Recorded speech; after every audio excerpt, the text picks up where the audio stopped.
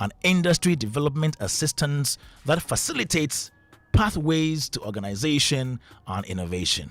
And lastly, to ensure that access to the market by creative art practitioners is enhanced.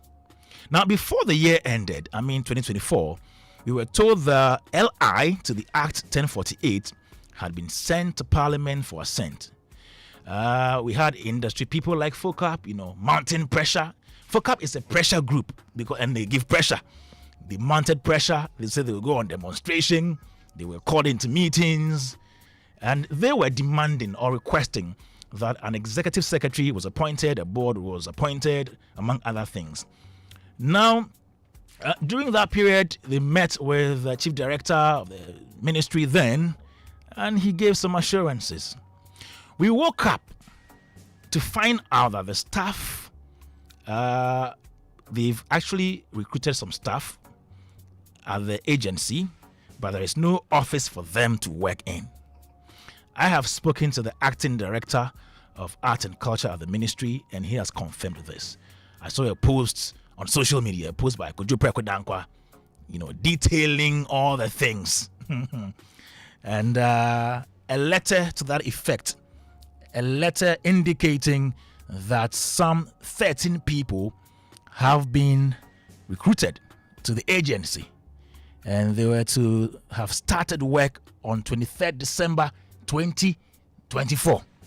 Now, permit me to read this letter addressed to the acting director of art and culture at the Ministry of Tourism, Art and Culture, now Ministry of Tourism, Culture and Creative Arts, signed by V. Otto Langmani, acting chief director for the Ministry of Tourism, Art and Culture. And this letter is dated 18th December 2024. It says, the ministry has facilitated the recruitment of some staff for the Creative Art Agency. In furtherance to the establishment of Creative Art Agency, 13 newly recruited staff have been posted to Creative Art Agency to operationalize the agency. You are kindly requested to assign them to their respective roles in line with Creative Arts Agency organizational structure. You shall exercise oversight responsibilities over the agency and report to the chief director until further notice. Thank you. So this letter was addressed to the acting director of art and culture at the ministry, signed by the acting chief director, who is also the HR. His name is V. Otto Langmani. Okay. Kojo Dankwa, before I even go to him, let me say welcome to Francis Doku, George Kwe, and Kojo Dankwa. Welcome, big men, to Showbiz A to Z. Thank you. How you doing? I'm fantastic, Kojo. Nice. How are you too? I'm okay. Not bad. Still mounting pressure. Yeah. Still making sure things are done right. Yeah. Uncle Francis. Yes, sir. Yeah, like your coolie hard. That's always. Yes, I've been told to patent it. Allah. Brad George. Yeah. You ever got it? I don't know. You ever know? You can some feel. Heights, Nana. You can some feel rough. Heights, no. Ningnaka. Heights, no. So heights, no. I mean, when you have a president who has set a bar so high when it comes to art and tourism, I mean, people tend to appreciate the height. Allah. Yeah. I saw a picture of you and Na Shoko. The headline suggests you are coming up with something.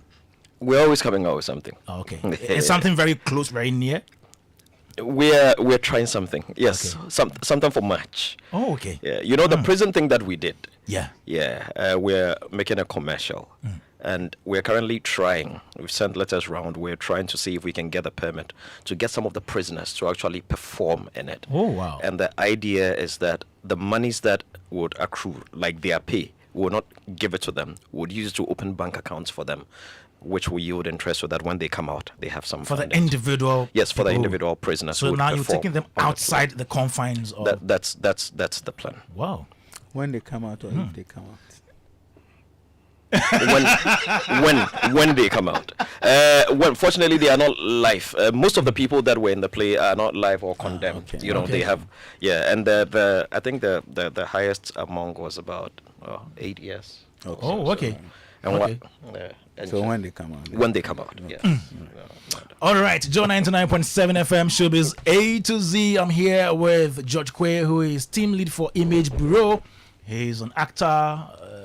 He is an comedian. event organizer. He's a broadcaster. He's a comedian. He's a creative entrepreneur. Yeah, that's better. And we have Francis Doku, who is also COO for Plugin Digital Limited. And also he's a host of Africa Rising podcast to talk about tourism. They are travel and international tourism. traveler. Yeah. Mungo Park. He's a tourism and travel expert or professional. And we have Kojo Prekudankwa, broadcaster. And he's also the president for Foundation of Concerned Arts Professionals. Yeah. FOCAP. Big boss, welcome once again. Thank you, Kwame. Okay, so this issue of the Creative Art Agency, this year actually we're going to pay attention to most of the agencies Good. under this ministry, and we're starting with the Creative Art Agency. On the back of something we saw during the week, you posted some articles on social media. Have you been to the agency recently? Yes, I was there last week, I think Tuesday. You mean the mid-morning. office at Kaukudi, Yes, I was there. Bureau of Ghana Languages? Yes, Bureau of Ghana. You were Languages. there? Yes, I was there. Which day? I think Tuesday or so. Okay. Okay, time? Around 11:40 thereabout. That Oh, was okay. that was the time that they were bringing the staff. They were going to introduce the staff to the said office. That Wait, prior to that, did you have any information they had recruited some people? no. Prior to your going to Yes, the- I had intel a day before that the HR of the ministry? the ministry and the director of creative art at the ministry, Divine. they're taking the 13 staff to the creative art agency to show them their office. Oh, okay. So when I got the intel, in fact, I didn't move car. I did Okada. But you should have told me. I should, so that I maybe. Yes, I didn't know your So location. that anyway. I would take camera, everything. Well, so Okay, that's okay. so I in fact I did Okada rather. Oh, okay. Instead of driving. So I And did now Okada. you're very urgent. Yeah, with speed, yes, because I needed to see the said 13 staff. I needed to see the said office they claim they're going to put them to start work. I needed to see who is leading the agenda as to how they got in, and wanted to see who is who in terms of the office that they are going to man within the creative agency. Okay, So so that, now- that made me go went there All right. to see what is So there. so when you got there, did you meet the 13 people? Unfortunately, the time I got there, they were back. We were told that they just left. So I didn't stay again. So then another one, I moved to the ministry Okay. to chase up, to rather see indeed if it is true. But they confirmed that they brought them there. When you said they, who are you talking about? As in the security there and all that. Everybody saw them. Okay. That they brought them in and then they And they took told them. you all the 13 people. Yes, all the reported. 13 were there. Okay. So I moved to the ministry again. I went upstairs straight to the office of the HR. I knocked, I entered. I got there, it was the secretary who was there arranging some papers. I asked where the boss was. He said the boss is out. I said, okay, then she should call the boss and that somebody is looking for him. He called the boss, he didn't pick up. He called him twice, he didn't pick up. So I asked of Divine. He said Divine is in the office. So I knocked at Divine's office, then I got to Divine. I sat, then I asked Divine everything that I've heard in terms of the recruitment that they've done in terms of the visit to the place to get them the office to work and all that. He said this is true. They've appointed or they've recruited 13 people. They got, unfortunately, there's no office for them to start work. He told you this? Yes, there's no office there to start anything. Before I left, I made sure I wanted to see the said office they claim the CA. Before you left, where? CA, as in languages. As agency, yes. as Kaukudi. Kaukudi. Before you left for the I ministry. double checked whether there's an office there. And did you find an office? No, there's no office. Because There's only, I've been there before. yeah, there's only one office, which is it's just a room. Okay. I mean, just a room there. So I saw what is there in the office before I left. So I asked him, and he said, "Oh, yes, it's true. They've recruited 13 people. He's been asked to be the acting director for CA as we speak, and that the people don't have an office, so they are told to go, and that when they get an office, they will let them come." So I asked whether they are going to have their salary paid end of this month, as in January. He said, so far as if they've paid them, why not? I mean, it is something that is possible. And I was like, this one we will not agree. I said it, that we will not agree. Please, before we go to salary, did you ask him why they did not have an office at that time? The office issue, I have done that even before meeting him. And the search that I have done on CAA since 2018 till 2020 that we had the law, there has never been any office for the creative. The only office we had was at ATIC. When that it was for the council. Creative Art Council. Okay. Which had its own logo, the red logo, if you recall. That was when we had an office. But after the Creative Art Council, after the law came in, Act 1048 came in, there has never been any office. The office that we always say, the space, the structure that they occupied, yes, wasn't theirs. It wasn't for the agency. No. The structure that we all of us in the creative was thinking that it is the office for the CA is not for us. It is for Jankroma Ekufuado.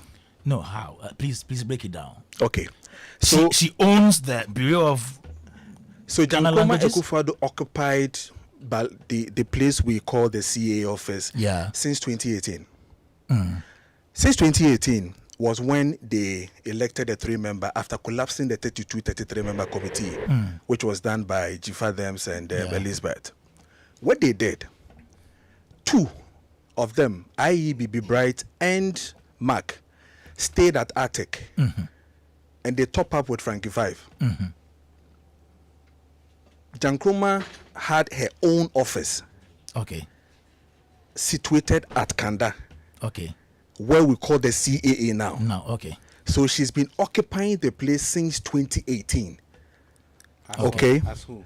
As executive director of a Creative Art Council, not the council government or Katrina Fiku. But that was where all the operations were undertaken. I even went for a meeting, or I went to cover a program there. Yeah, you went to cover a program organized by somebody who is not the Creative Arts Agency Executive Secretary for the Act 1048. You went there to cover a program for Jankroma and not for government or for the agency we claim it was for the ministry. But the program was for the agency. No.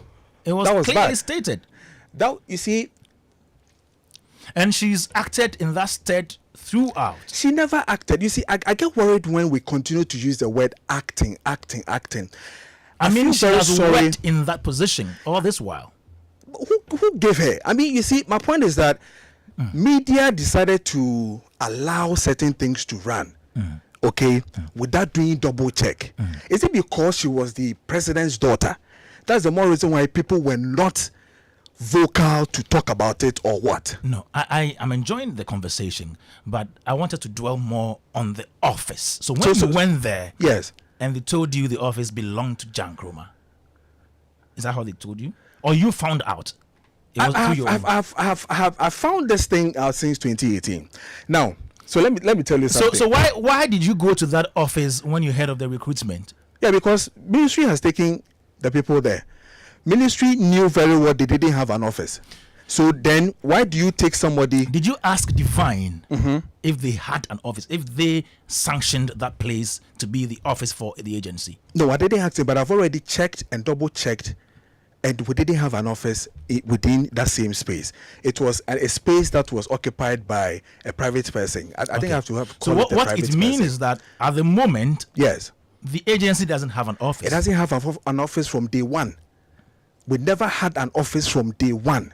And we need to make it clear that there was no office has existed for us. Indeed, if there's an office that exists for us, why would after 7th general election, between 8th, 9th, and 10th, chairs, computers, everything has been taken away by Jankroma? With the belief that she bought it herself, so she's taking it away. So where is the office that they were talking about?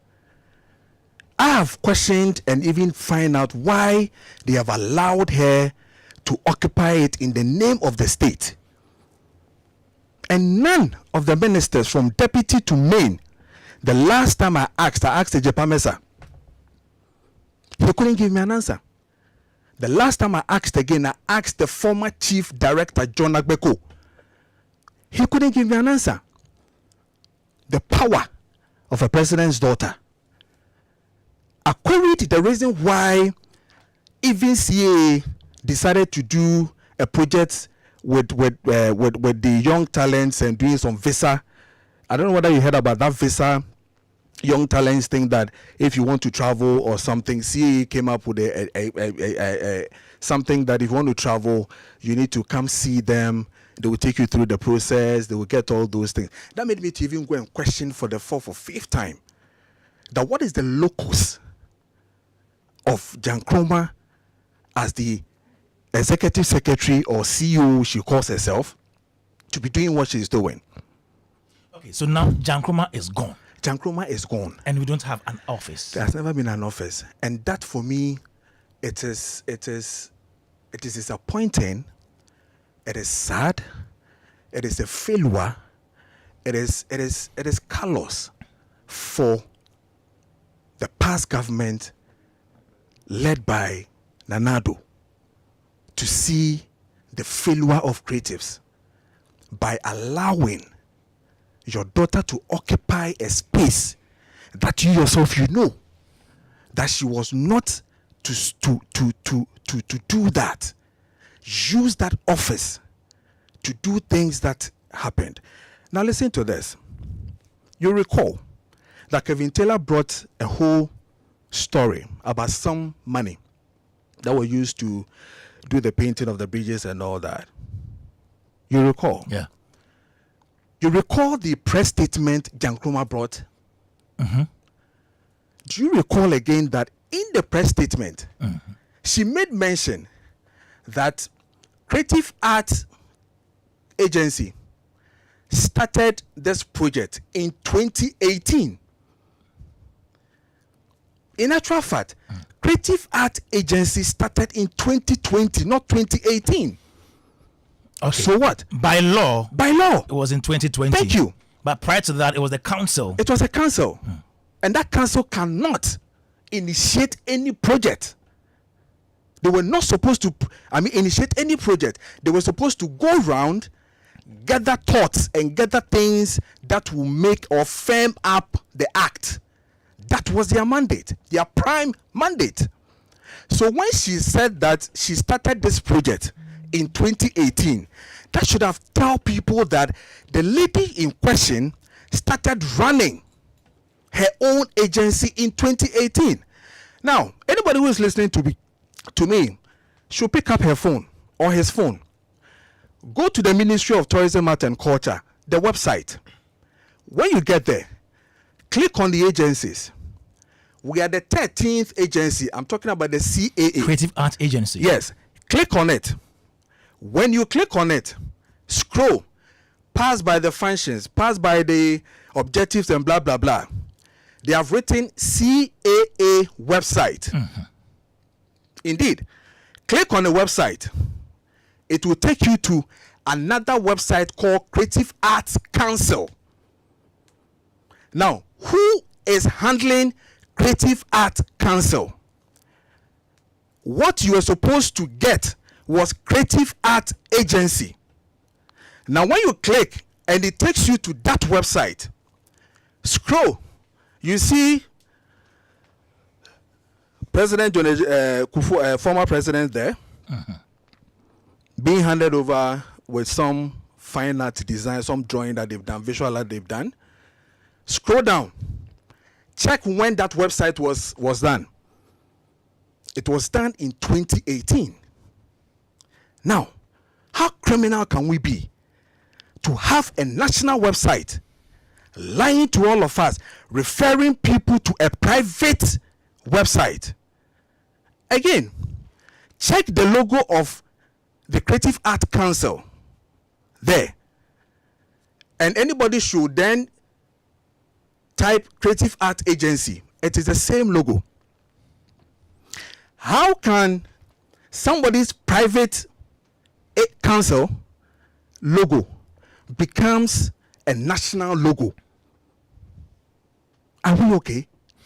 No, but so that tells you. So I think there are more questions that we need to ask regarding this. And for me, because the state of the creative art, whoever comes, of course, Dzifa is coming. We will call for an investigation into all of these things. You mentioned the 2018 statement that she issued. Yes, read it. It says, in August 2018, Art for All was conceived. Its purpose was to beautify our capital city of Accra, to give a platform to our Ghanaian artists, to build art appreciation for its audience, and to serve as beautiful backdrops for videos or photo shoots and be a tourist attraction.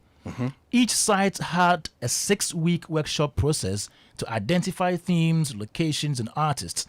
Each site was paid for with funds largely from the private sector, sourced solely by the Creative Art Agency.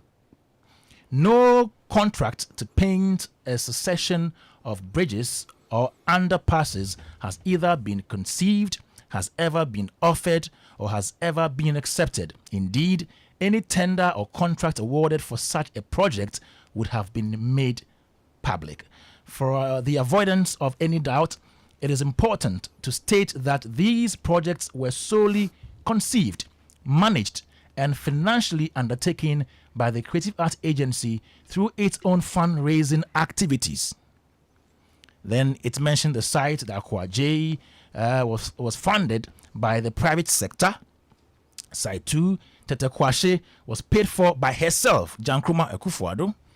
And then the site 3, which was completed through the generosity of the creatively minded Ben Asante, CEO of Ghana Gas, understanding its social community importance. The paint used for each site again was provided by Coral Paint and its CEO, who understand the importance of pushing visibility of Ghanaian artists.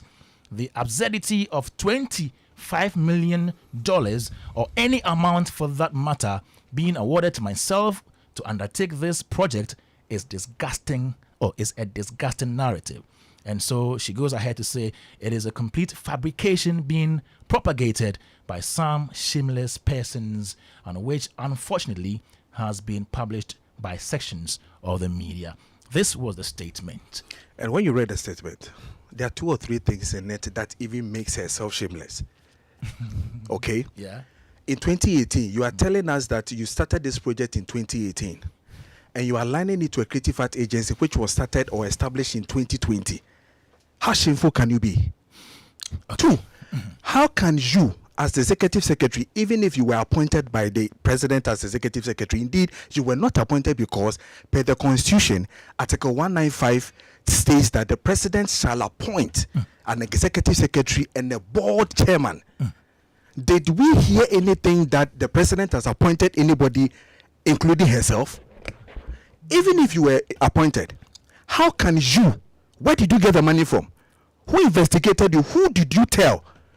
Because you report to the ministry, i.e. the minister. How do you use your own pocket money to do what you are doing? And you couldn't even tell us the total amount. These are questions we are asking. Exactly, So that's we what don't I'm know for saying. a fact The total amount. if she had the how do you call it, approval. She didn't have. She didn't. She can take it anywhere. She didn't have it. She didn't have it. Okay, It's shameful. But for me, I think that the people that were recruited. Okay, before we go to the recruitment, I spoke to Divine Owusu-Ansah, who is the acting director of art and culture at the ministry, and he told me they were finding ways of getting a space as office for the agency. So that is the assurance that he gave me. So it is right that they don't have an office. Yes, so that is what we are working towards now. Now the recruitment. I also read that you had issues with the recruitment. Yes, sir. When you went to see the chief director on August 19, 2024, he told you that they needed to put up a skeletal staff before they would appoint the executive secretary and the board. Yes. And that is in the statement you sent out. Yes. So are you not happy that they put out the stuff? No, we're not happy because at the meeting, we didn't even end the meeting well because we're insisting that you need to pick an executive secretary first, a board members, then we can start doing recruitment. Their thing was that they want to do it from the bottom to the top. Our argument was that you do it from the top to the bottom. Okay, so you did not agree with him? No.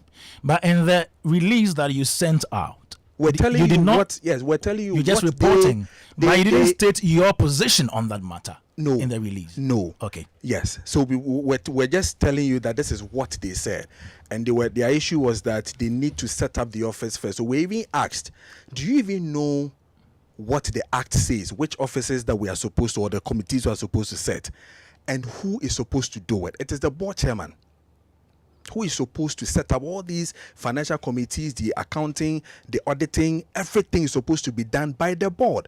So what you are doing is against the Act 1048. They said, we should hold on. They will fix it and all that. They shied away from the executive secretary because of the Jankruma existence. Okay, knowing very well that they can't touch her, knowing very well that when they do, it's going to bring issues. So they did. They said that they were not going to do that. If they had recruited the staff in some time, maybe June or before the election, would you have had any problem with it? Still, because we're still insisting that go according to the law. Why? Didn't we pick an executive secretary and a board, inaugurated them at the Jubilee House, i.e. NFA, before we saw classification? Chairman done, because in the Act 935 it tells you that the minister and the board and people will sit and nominate somebody to become a classification head. Okay, same applies to the 1048. We wanted to go according to law.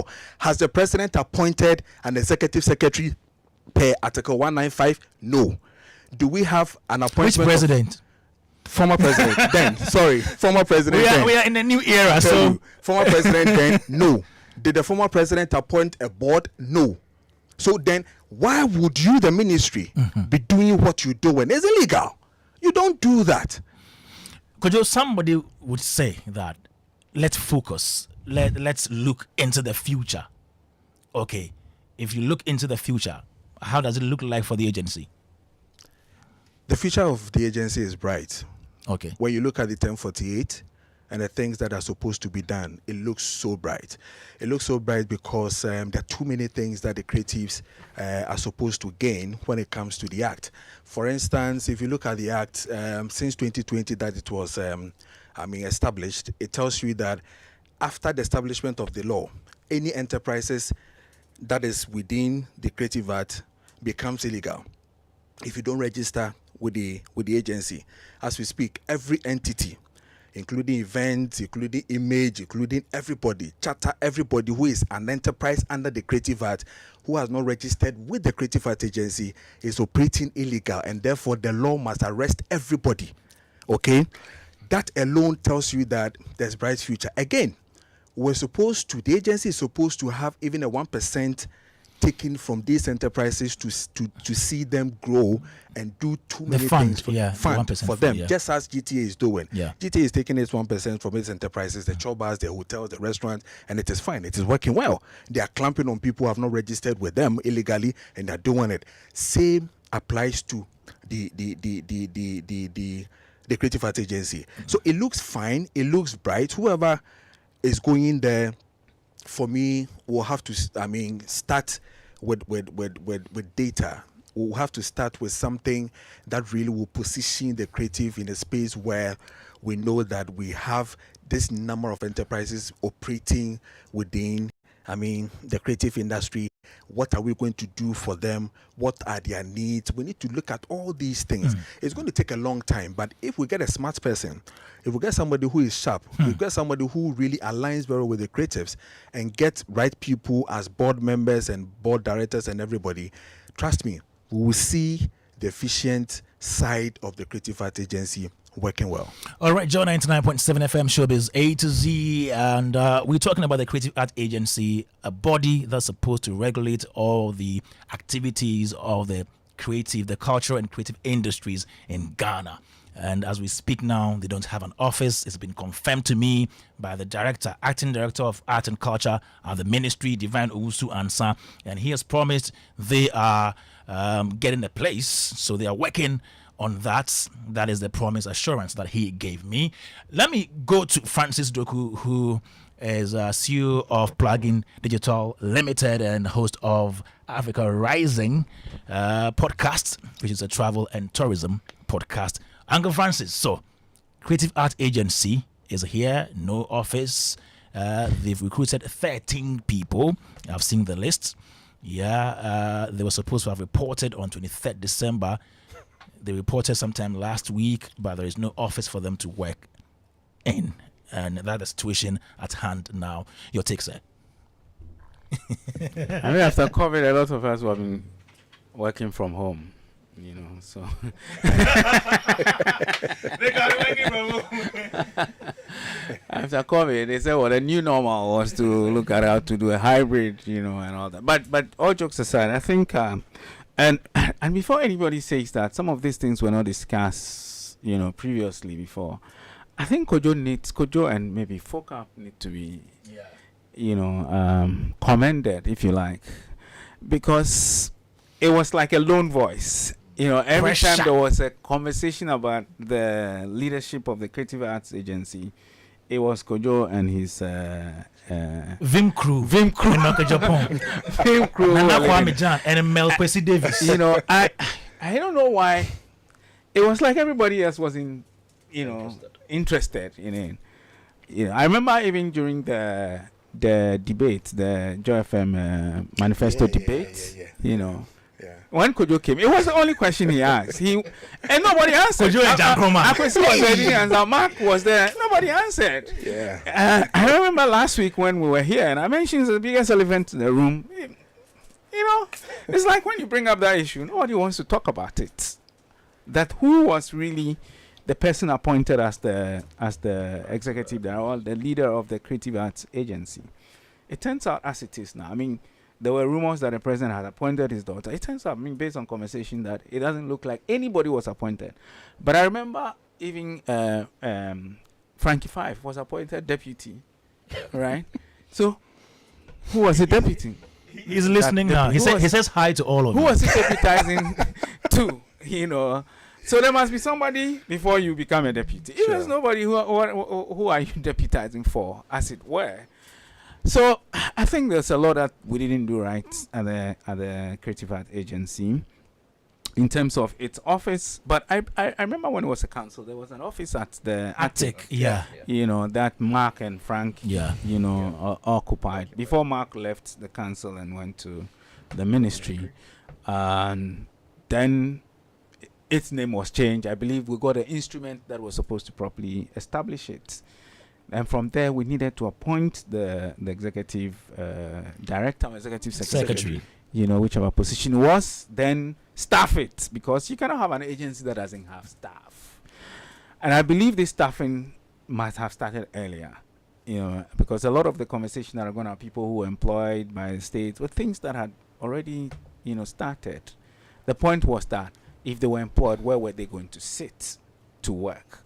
I think we didn't, take all that, because all the revelation is coming is that where we thought was the official office, if you like, of the agency, it's actually a private office for somebody who wasn't really appointed, as it were, to be at home. Could it be that she was appointed, but we didn't see the appointment letter? So, well, It's very tricky. appointed by who? The president, of course. But there will be a communication. There will be a letter that says, and that would be maybe, I think also Maybe we she need has to an do- appointment We need letter. to do a lot of work to find out. Yes. That if somebody is appointed, there are places where it has to show accountant general, maybe parliament. I don't know. Some place Civil where- service, civil Public Workers service, Commission. public services commission. Yeah. Must know that you have been appointed, Sure. and then the proper thing is done. To maybe we need to find out if there was any such appointment, for that, because it looks very bad. It looks very murky. But be that as it may, I think there's an opportunity to see how to correct that going forward, because the creative arts side is a very important part of the ministry. I mean, all the conversations we had last week, things that we've been discussing over the period, some things that Kojo and I discussed on Joy Prime yesterday, and all that shows that it is a very important plank of the tourism, culture and creative arts ministry, and it will be very important to look at how to remedy everything that probably wasn't done right, and some of the things that were done that we can improve on. I believe maybe even if it is not formalized, there were things that were going on. I mean, the young creative thing, there were some discussions, not just discussions, some actions that were taken with some of the embassies, like the French embassy, and a Spanish embassy, and things that were happening around. There must be a need to look at how to properly let those things be taken forward, or new initiatives be done better. But it's only important that we acknowledge that as a nation we haven't really done right by that particular side of the ministry, and we need to find a way to properly let things happen, so that we don't come back 4 years later and then talk about Let me come to George. come back 4 years later and we're talking about these same things, because maybe for 4 years we didn't properly write the right things. So the things that have to be done. Okay. People have been employed. Where do they sit? We need to find offices. Yeah. I don't think because if you have an agency, there must be people who will be there to work. Yeah. We can't have an agency with just one person or two people only there. There must be things that have to be done, because if you have all the other agencies, like the National Theatre has people who work there, the Ghana Tourism Authority has people who work there, the NCC, The others. all the places have Yeah. people who work. So I believe that the creative art agency also needs people to work. So we must employ people, but we need to do it right. And those people, when they come, must have a leader properly appointed. And we need to also find a way to do that right. Then now we can begin to execute the things, or challenge them with things that they have to do to make sure that we do right by the people in the creative arts sector. George, you Yeah. So you have been in this industry for a long time. You've sat in this chair. You've spoken about agency before. During that period, did it occur to you at any point in time that office wasn't, unofficial? We've had a number of conversations about Yes. it before on various platforms, even beyond the time I was sitting on that chair. On other platforms, on other network, we've spoken about this time and again. And of course, we've also followed the works of FOCUP, and they've been very vocal about it. So it is not like it's news to anybody. I recall that during the COVID period, it was the time that I saw them, should I say, work the most, trying to secure some funding for creatives in the space and all of that. I think it was, should I call it a blot on the former government for what happened with that? Because I keep giving them thumbs up for the works they did in the tourism sector. But when it comes to the creative part of it, I mean, there was a lot that was left undone. And I think for us in that sector, we missed a great opportunity to grow. Because look, like it or yes, to have the president's daughter lead an agency, there's a lot we could have done with that opportunity. Thank you. A lot. President's daughter, it's a big deal. So I kind of liked it. I was just hoping and praying that it would be made official, it would be operationalized, and then they would start doing their work. Because look, like it or yes, president's daughter could occupy any office she wants to occupy. I mean, this is African politics. We know.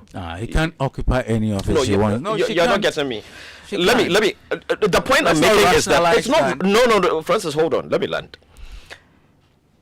If she would have been director of Bank of Ghana or something like that. But the point I'm making is that if she was at the creative agency, it could probably be because personally she had an interest there. This is the point I'm trying to make, because she probably, based on her qualifications and skills and other interests, she could have been anywhere else. The opportunities or leverage that a president's daughter will have, nobody in this room would have same. And Francis Doku, you know this. And that's the point I'm trying to make. That's what I mean by she could occupy any office. That's not to say she could get up and go and say, make me whatever of Bank of Ghana. No. You understand? But the opportunities, the leverage that she could have. Yeah. So if she was there, and she wasn't forced to be there, she wasn't pushed there, I want to believe that she was there because she had a personal interest in the creatives and wanted to do something right, wanted to do something, spectacular for the industry, wanted to see an industry, a sector grow. It was unfortunate that things didn't go as planned. It was very, very unfortunate. But I think it falls into a much bigger conversation. And that, for me, is key, that at least for the first time, and Francis Duku, and could you guys can correct me, okay. This would be, I mean, if Honorable Abla Dzifa Gomashie goes through the vetting and becomes the substantive minister, Which she will. which I'm confident she will, it would be the first time we have an out-and-out creative as the minister, not deputy, right? Would it be the first time? Yeah, first time. First time. Yeah. Let's be history, sure. yeah. First time. It will be the first time. During AC Sutherland Addy's time, Yes. it was education and culture. Culture, yes. But it was for this education and ministry, culture. No, for what it is now, for this ministry, this would be the first very time. She first says time. the history. Yeah. Good. So I think for me, something like that is key, because you see, whose duty would it be to operationalize the creative agency? Could you? Should it not be the minister who should lead an agenda like this? Of course. I'm looking at all the agencies under, Yeah. and I think this one needs this. We need to do this. We need to do that. We need to do Yeah. that. And I will not fault the ministers that we've had in the past. And we all know some of them are not out and out creative people to want to understand and you see, when you're because we are everywhere and in everybody's face and in everybody's space, it would look like we are okay. I mean, the actors are still acting, the musicians are still singing, almost all the concerts and everything that is being done. So it will look like a sector that is okay. Yeah. So if you are at the top and you are not an out and out creative, or you are not somebody who connects with that sector, there are things that you may not know. You understand? So for me, I think a great opportunity was missed. Jan Kroma being there, I want to believe it was purely based on her personal interest and love for the creative space. And I think if we had done things the way we should have done them, like Kojo Preko Dankwa said, follow the law, establish that, make sure the office is operational, I think we could have done a lot for the sector. And it's just unfortunate, but at least Honorable Abla Dzifa Gomashie, her work is cut out for her. This is one of the first things I want to believe she would want to tackle once she takes over. So with the 13 staff. Yes. 13. Yes, we need to screen. We need to screen them. So we know where they are coming from. If they are not constituency is boys that and necessary? girls. Yes, because they are constituency boys and girls given opportunity to come and work there. I'm telling you. From where? From constituencies of our own ministers. Which constituencies? So that is what I'm saying. We will screen. It has. We will not stop there. We will not end there. But shouldn't we be concerned about whether they are Ghanaians, whether they are qualified to be there? They're not qualified. Gentlemen, I think we're. I don't even. I want to be sure I use. Let's forget expressions. 13 people have been recruited for the creative arts agency. The agency is going to have its new leadership. When the leadership takes over, I mean, it makes sense. If you hire me as a coach of Accra Asofok, I'll look at the players I have and see, look, can I work with these? Can I not work? I don't think we should stretch this. Whoever is appointed as leader and everything, they have the right to scrutinize the people. Look, you can say, look, I want to interview everybody again. Maybe after the interview, you may even realize that, oh, you do better here. Go here, It go might there. not even be the creative. It might be folklore. It might be national theatre. It might be commission on culture. It might be somewhere else. You understand? At the end of the day, first, once they are Ghanaians and they also, and we're all Ghanaians, everybody would want to have some work to do every day. Let's not be in a hurry to say we've employed 13 people, we'll sack all of them. No, let's first get the leadership. Let the leadership have the interactions with them. Be sure they are qualified to be there. If they are not qualified and they can be somewhere else and you can place them somewhere else. Because, Charlie, it's not easy out there not to have a job and all that. So if people have been employed, let them do the right thing and scrutinize them to be sure they fit. And then before you come in, I'm not going to mention names, but I want to mention some of the positions that were, occupied by these recruits. So, business officer, research officer, legal officer, marketing officer, communication officer, finance officer, human resource officer, senior finance and administrative assistant. We have security grade. We have stenographer stroke secretary. We have office clerk errands. We have cleaner.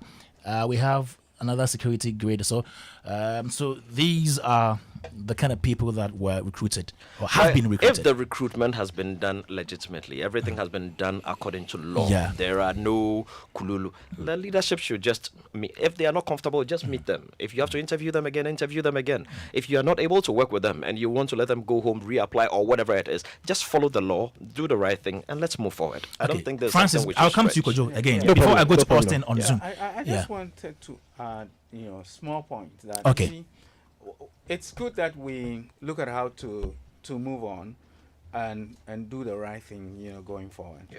But I think that any excuse for any minister who should have known the number of agencies within his ministry and who are the people heading those ministries, those agencies, and overlook that for 4 years. And there were 3 ministers that had a responsibility for 4 years. Sure. I think it's not something that we should just say, because they are not creative people, so they didn't know that. I don't think that's right.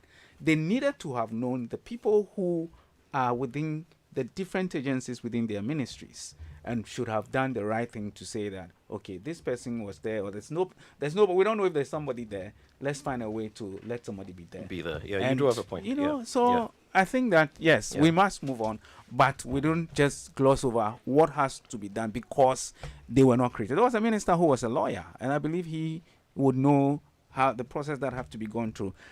That issue arose because the person in question was the daughter of the president. All right, Joe 99.7 FM. Kojo Preko. So, what is the next action that FOCAP is taking after hearing all these things? Yes, we're watching keenly. We believe that we still believe that CAA is a good agency created. We believe that it has the potential. We're still watching keenly to see the good things that will happen from there. We are not in just to say we want to criticize or we want to punch, we want to do anything. We want to help.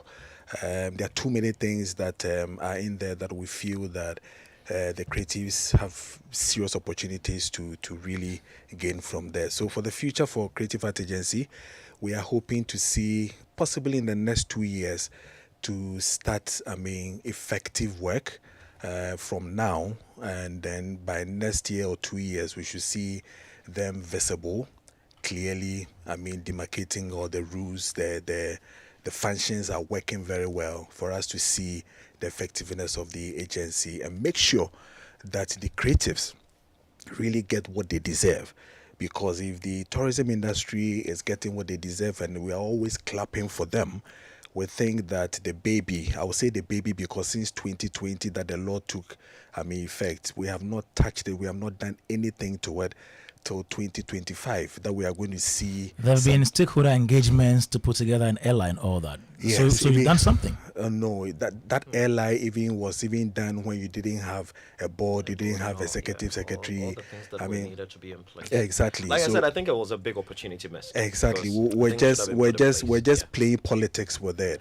I think that now we need to be serious around it. We need to see us do something about it. But history always says that we need to see what happened in the past and correct them. Yeah. We need to see where our monies are. We need to see things that have been done from 2018 up until now, because there were too many things. I can tell you on authority that there are too many things within that even other agencies which are not creative wanted creative art agency to be coming in to do for them in terms of works, and it was serious money. Kwame, I'm telling you, from Cocoa Board, from other places, we needed to get there to get these monies. I'm telling you, if creative art agency is done well, trust me, we'll come here the next time and say that we're even doing much better than GTA. Trust me, because there are a lot of things that we are supposed to do. We are supposed to contract. Yes, we are supposed to contract from that outside. I would like to see. Yes. Creative art to do better than GTA, because Charlie GTA. GTA don't be small. Yes, but because it started from somewhere. I mean, it started from also from there a baby like that, and today is an authority where it is taking tourism board and all that. We are an authority agency already, hoping to be an authority. I mean, something that if we're able to do, I mean, we'll be much better off and all that. So for me, but say, if it's a vision that we believe, all hands on deck, that this thing will work, trust me, we're going to make it. How soon should we expect the president to appoint an executive secretary on the board? That is in his bosom. Before I go to Austin. Okay. Yes, that is in the president. How soon? No, I mean, I think the president has a job. After a year? No. For me, I think by next week we need to hear that he will work within 120 days. So let's deal with him on the 120 days. Or maybe he will be out of that. But he has a response. We've elected him. He has a job. I think we just need to encourage him and see how he does that. All right, thank you. John 99.7 FM, Showbiz A to Z. Austin Wood is a broadcaster based in the UK. He is on today as well with us. Austin, good afternoon. UK Burger. Good afternoon, Kwame, and good afternoon to Francis, George, and Kojo. Okay, I hope you're doing well. I'm well, and I hope you're doing well as well. Fantastic here. Just that we don't have an office for the Creative Arts Agency. Because we are all part of this problem. And you see, George raised an issue, and Francis tried to push back, and he was like, no. You see, I think that if Francis had been given time to explain why he was pushing back, we would know why we are here. Because we can't complain for something for the umpteenth time. We all sit back and watch it, allow it to fester on. It grows, becomes a canker, destroys something we are trying to build. Then we come back and say, oh, let everybody forget. What are we trying to do moving on? That is the problem we face as a country. So we are going to sidestep it. The challenges we faced with it, how come these things happen? We would not address it because we would try to sidestep it because that is the typical Ghanaian. We want to be diplomatic about some of these things, but I don't think we should be diplomatic about it. There's a challenge we faced with it. We should have solved it. Now it's come back to haunt us. If we leave it at, oh, let's move on. Moving on, what are we doing? We need to go back, track where we fell, appreciate why we fell, and put measures in place so that we'll be able to solve these issues. But we are not, and that is the problem I have with the current discussion. Okay, now the acting director for art and culture has promised that they're working on getting us an office, but there are other people who are also saying that the agency is a very crucial one to the ministry, and we need to have an executive secretary as soon as possible. If I should ask you the question I just asked my big men here, how soon do you think we should have these people in place? For me, I think it should be very soon because check the others the president has appointed. If you check, he's appointed GNPC, he's appointed PMMC, he's appointed, GNPC, Petroleum Commission, or how much more us. So why should we even be asking how soon? It should be now. Whilst others are getting it because he believes they are important. Because this is a platform to discuss creatives, so I cannot go and discuss other things. If the morning show people come, they will ask and talk about why we need to have security people in place because of Boko, and also some of the challenges we face with security in the sub-region. If that is the case, we should also have ours. So it's not even a question of how soon. It should be when, which is now. I believe so. Thank you. Now, looking at the hulking nature of the problems of the agency, again, comes back to a question we asked last week. Who should we give this agency to handle? now, you mean a name? A name, because now that we have Dzifa, Gomashie. No, Austin, I'm saying this because already we have had issues with Jankuma's position at the agency. Now, this is an agency that is being formed. We need a strong hand. Which hand is this? Okay. I think last week I raised certain names, and I had a lot of backlash. People think that we come here and we try to lobby. If I was lobbying, even though Joy FM is a bigger platform, I would find other ways. We are sharing thoughts because of our experience in the area and certain names. But it is fine to lobby. Lobbying is not an evil thing.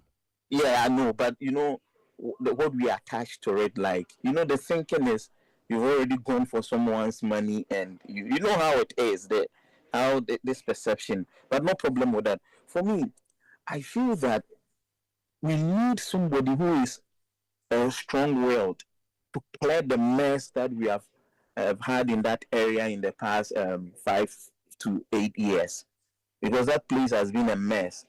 We need somebody with strong hands. When strong arms, I don't mean to arm twist anybody, the staff there, even if we have one, but someone who can help clear some of the mess we have faced in that area. Because, Kwame, it's been a terrible mess.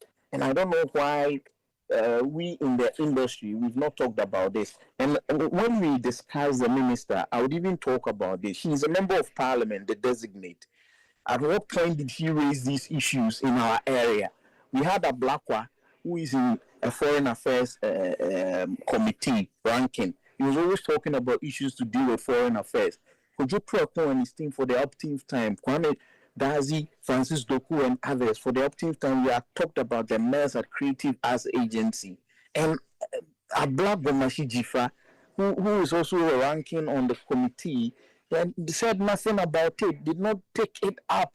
And these are the challenges we face. So for me, I think we should have someone who is strong-willed, who wants to clear the mess and help us position us to become what we intend for ourselves.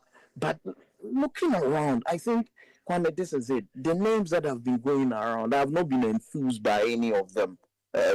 Surprisingly, I've not been enthused by the names that have been going around. I've heard people talk about let me not mention names for now, because somebody might think that. Because last week, I think you mentioned Niaite Hamon, Theresa Ayuwade. Yes.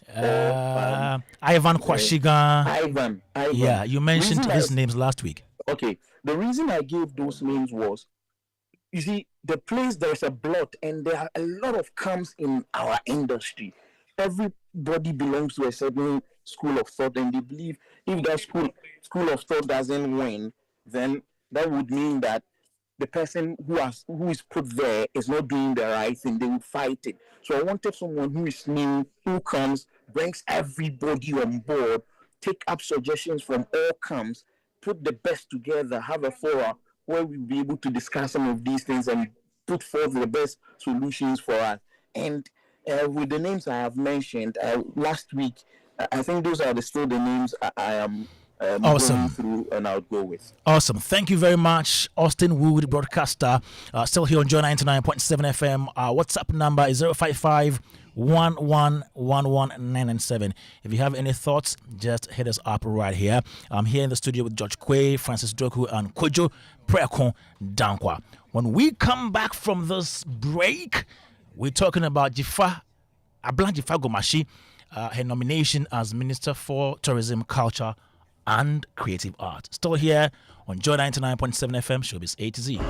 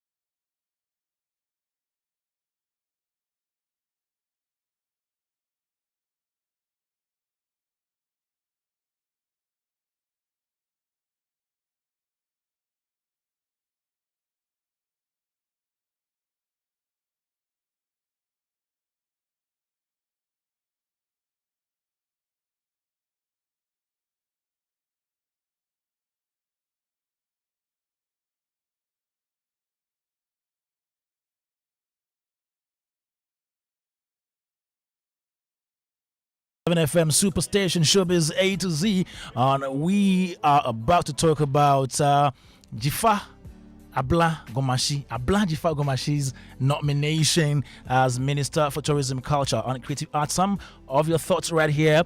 This one says, congratulations to Honorable Dzifa Abla Gomashie, nominee for Tourism, Culture and Creative Arts. I think Senior George and his AI got it.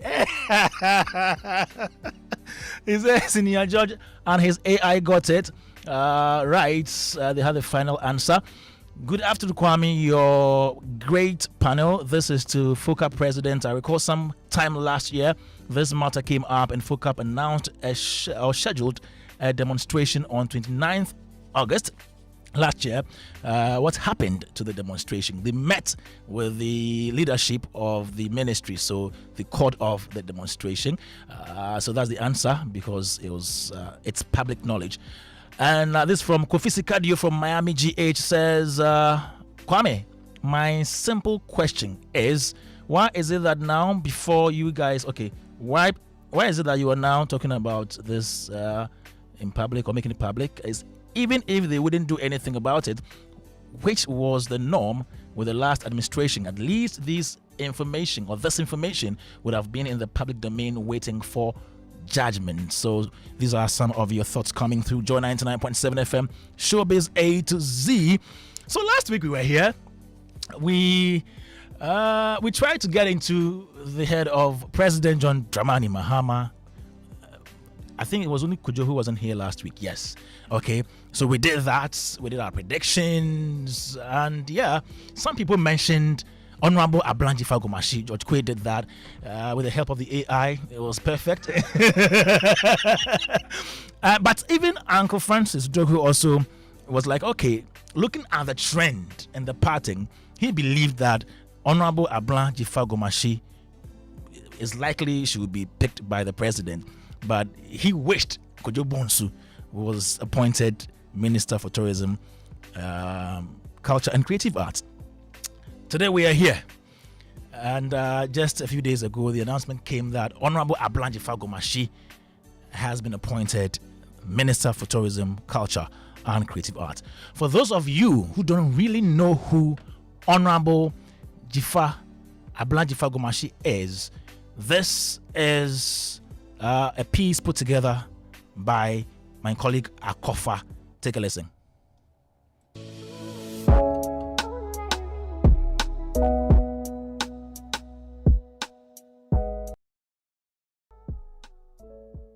Abla Dzifa Gomashie is a renowned actress, film producer, scriptwriter, and a revered politician. Between 1994 and 1998, she earned a diploma in theatre arts from University of Ghana, transitioned to a Bachelor of Fine Arts with a first-class honours from the School of Performing Arts between 2000 and 2003. She holds a Master of Philosophy in African Studies between 2005 and 2008 from the university. In the field of acting, she played roles in movies such as Black Star, Mambo, Shaka the Zulu, The Third Woman, Ghost Tears, House of Pain, and Hat of Gold. Dzifa Gomashie has an unbridled passion for arts, culture, and heritage, and has dedicated herself to advancing various courses in that regard. She played a huge role in laying the foundation for the review and drafting of documents such as the Ghana Culture Policy, Creative Arts Industry Bill, among other initiatives that are gradually taking shape in the sector as a Deputy Minister of Tourism, Culture and Creative Arts during the NDC administration between 2013 and 2017. She brought her wealth of experience in the industry to the appointment both within Ghana and internationally. She's a member and rapporteur of the ECOWAS Committee for the Reparation of Stolen Artifacts of Africa. She was also instrumental in the formation of the Creative Arts Council, now Creative Arts Agency, a body that is supposed to regulate and coordinate the activities of the culture and creatives industries made up of 13 sub-fields. Abla Dzifa Gomashie, who has been re-elected as Member of Parliament for Ketu South constituency, is also a Queen Mother in the Aflawo traditional area. The news of her appointment comes after a lot of creative art stakeholders had tipped her to be chosen for the task. Congratulations, Mamaga. Welcome back home. All right, so that is a profile read to us by Akofa. And of course, welcome back home, Mamaga, to the Tourism, Culture and Creative Arts Ministry. Now, what is the mandate of this ministry? So the ministry is to facilitate the interface between government, implementing bodies in tourism, culture and the creative art industries, as well as international civil society partners. It's also to formulate policies, plans and programs. It's also to promulgate legislation and regulations on tourism, art and culture. Also to conduct research into regional and global trends in tourism, art and culture, to develop the human resource within the private and public sectors, to coordinate and collaborate with other government agencies and development partners to develop policies and programs to link up with Africans, including Ghanaians in the diaspora, to monitor and evaluate the sector's performance and to formulate policies that can stimulate the investment and foreign exchange required, and to coordinate, collaborate, and forge closer links with other government agencies. This is the mandate of the Ministry of Tourism, Culture, and Creative Arts. Now, the question is, what does Honorable Abla Dzifa Gomashie's appointment mean to the creative industry, to the tourism industry, to the culture industry? Let me start with you, Francis Doku. Is that a question? It's a question. It's a poem. What does it mean to us? Well, I think first and foremost, it's in order that we congratulate Madam Abla Dzifa Gomashie for this very onerous responsibility that the president has placed on her. She's minister designate, but of course, I believe that she'll go through the vetting and pass, and then be appointed, if you like, as the minister, the substantive minister. So congratulations to her. And I believe she also knows that this is a very tough job that has been handed to her if she goes through. First, we need to understand that she's coming from a party which before the election came to Ghanaians and said that this is what we'll do for tourism, arts, creative arts and culture if you elect us. And so they have the manifesto. There are things that have been listed in the manifesto. Last week with Yeah.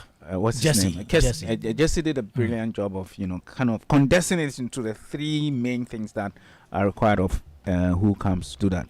We also mentioned that, above all else, whoever is appointed for that ministry or for any other ministry for that matter is going to implement the president's vision, because the person that we elected is the president, and he is supposed to be the minister for tourism, culture and creative arts. But he says that I want this person to represent me there, and so it is his vision that the person is going to, and that of the general NDC party, based on the manifesto. Yeah. And so that is, in my view, the first expectation. But beyond that, as a people, we also want our country to be known for something. All right. And so there are expectations that the different stakeholders, the different constituencies within the sector will be expecting of her. For example, the Ghana hotels. Can we hold on Okay. to that? Sure, I will hold on. Expectations. We'll come to that later. Let me come to Kojo Preko Dankwa.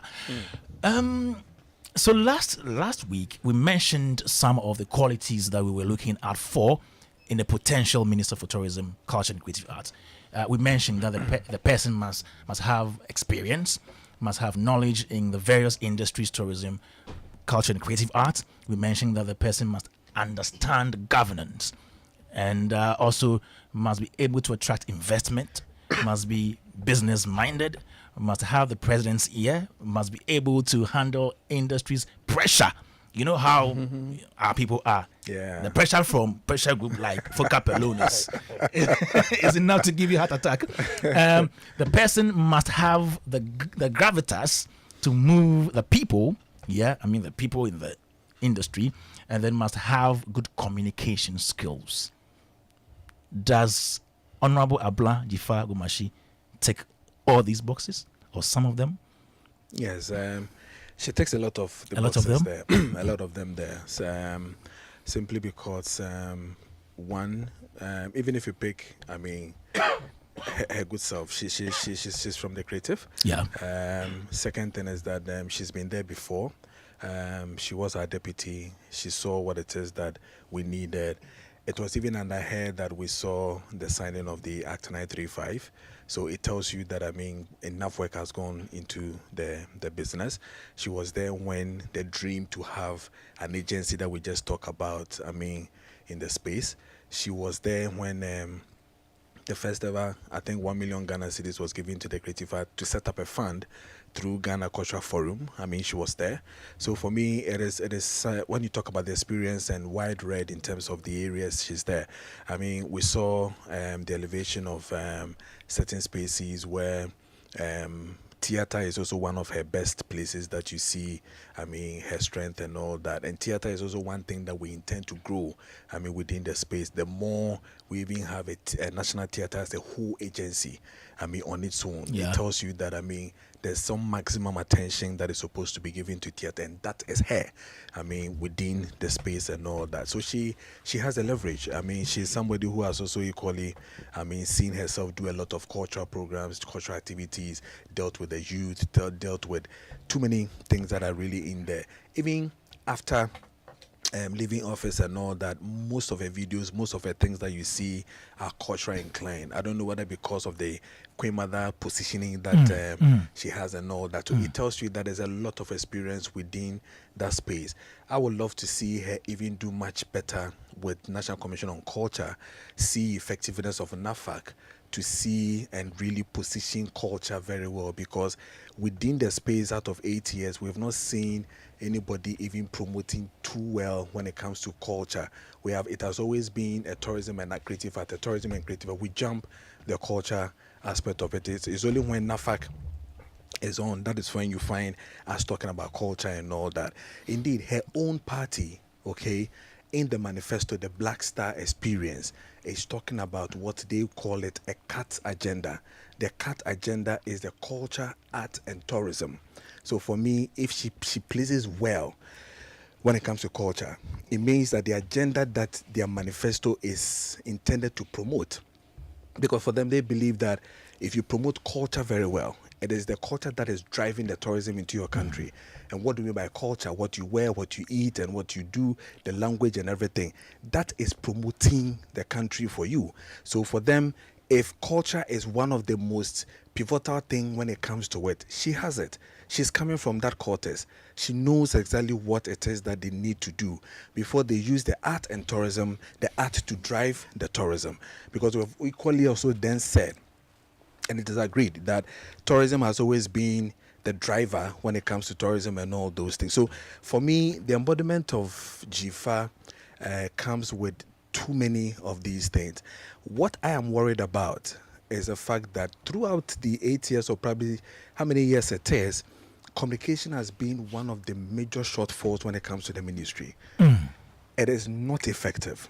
It has never been effective. You mean during Akufo-Addo's During tenure? Akufo-Addo's tenure, Okay. during I think even their time. Okay, even their time, we could They even had tell Prince there was a guy- Boateng. There was a Prince Boateng. There was a Sadiq that came in. There was one Sadiq Sadiq guy. was during Akufo-Addo's time, very ineffective when it comes to communication because we were not seeing too much. What kind of trust? I mean, why wouldn't I? I mean, you know me already. I mean, What do you mean by very ineffective? yeah, because not him. Sorry, Yeah. being ineffective, but the system in itself, the Oh, structure okay. in itself, they did not allow. So that Sadiq was effective, but the system wasn't.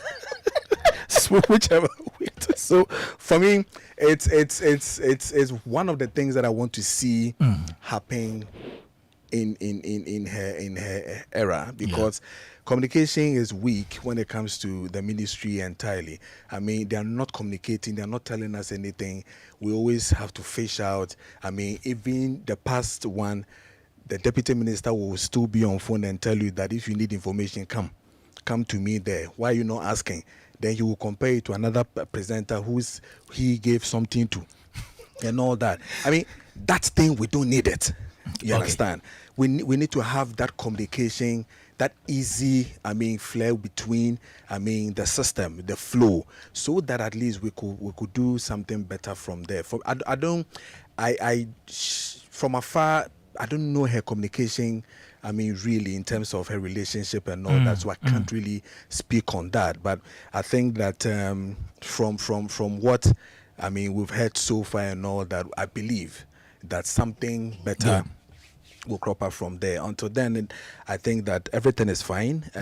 She looks more the best person to do. Again, when the president is also equally looking for speed, he wouldn't want to then bring somebody who is also new and want to learn. It takes the person like almost about 2.5 years to learn before you take something of no.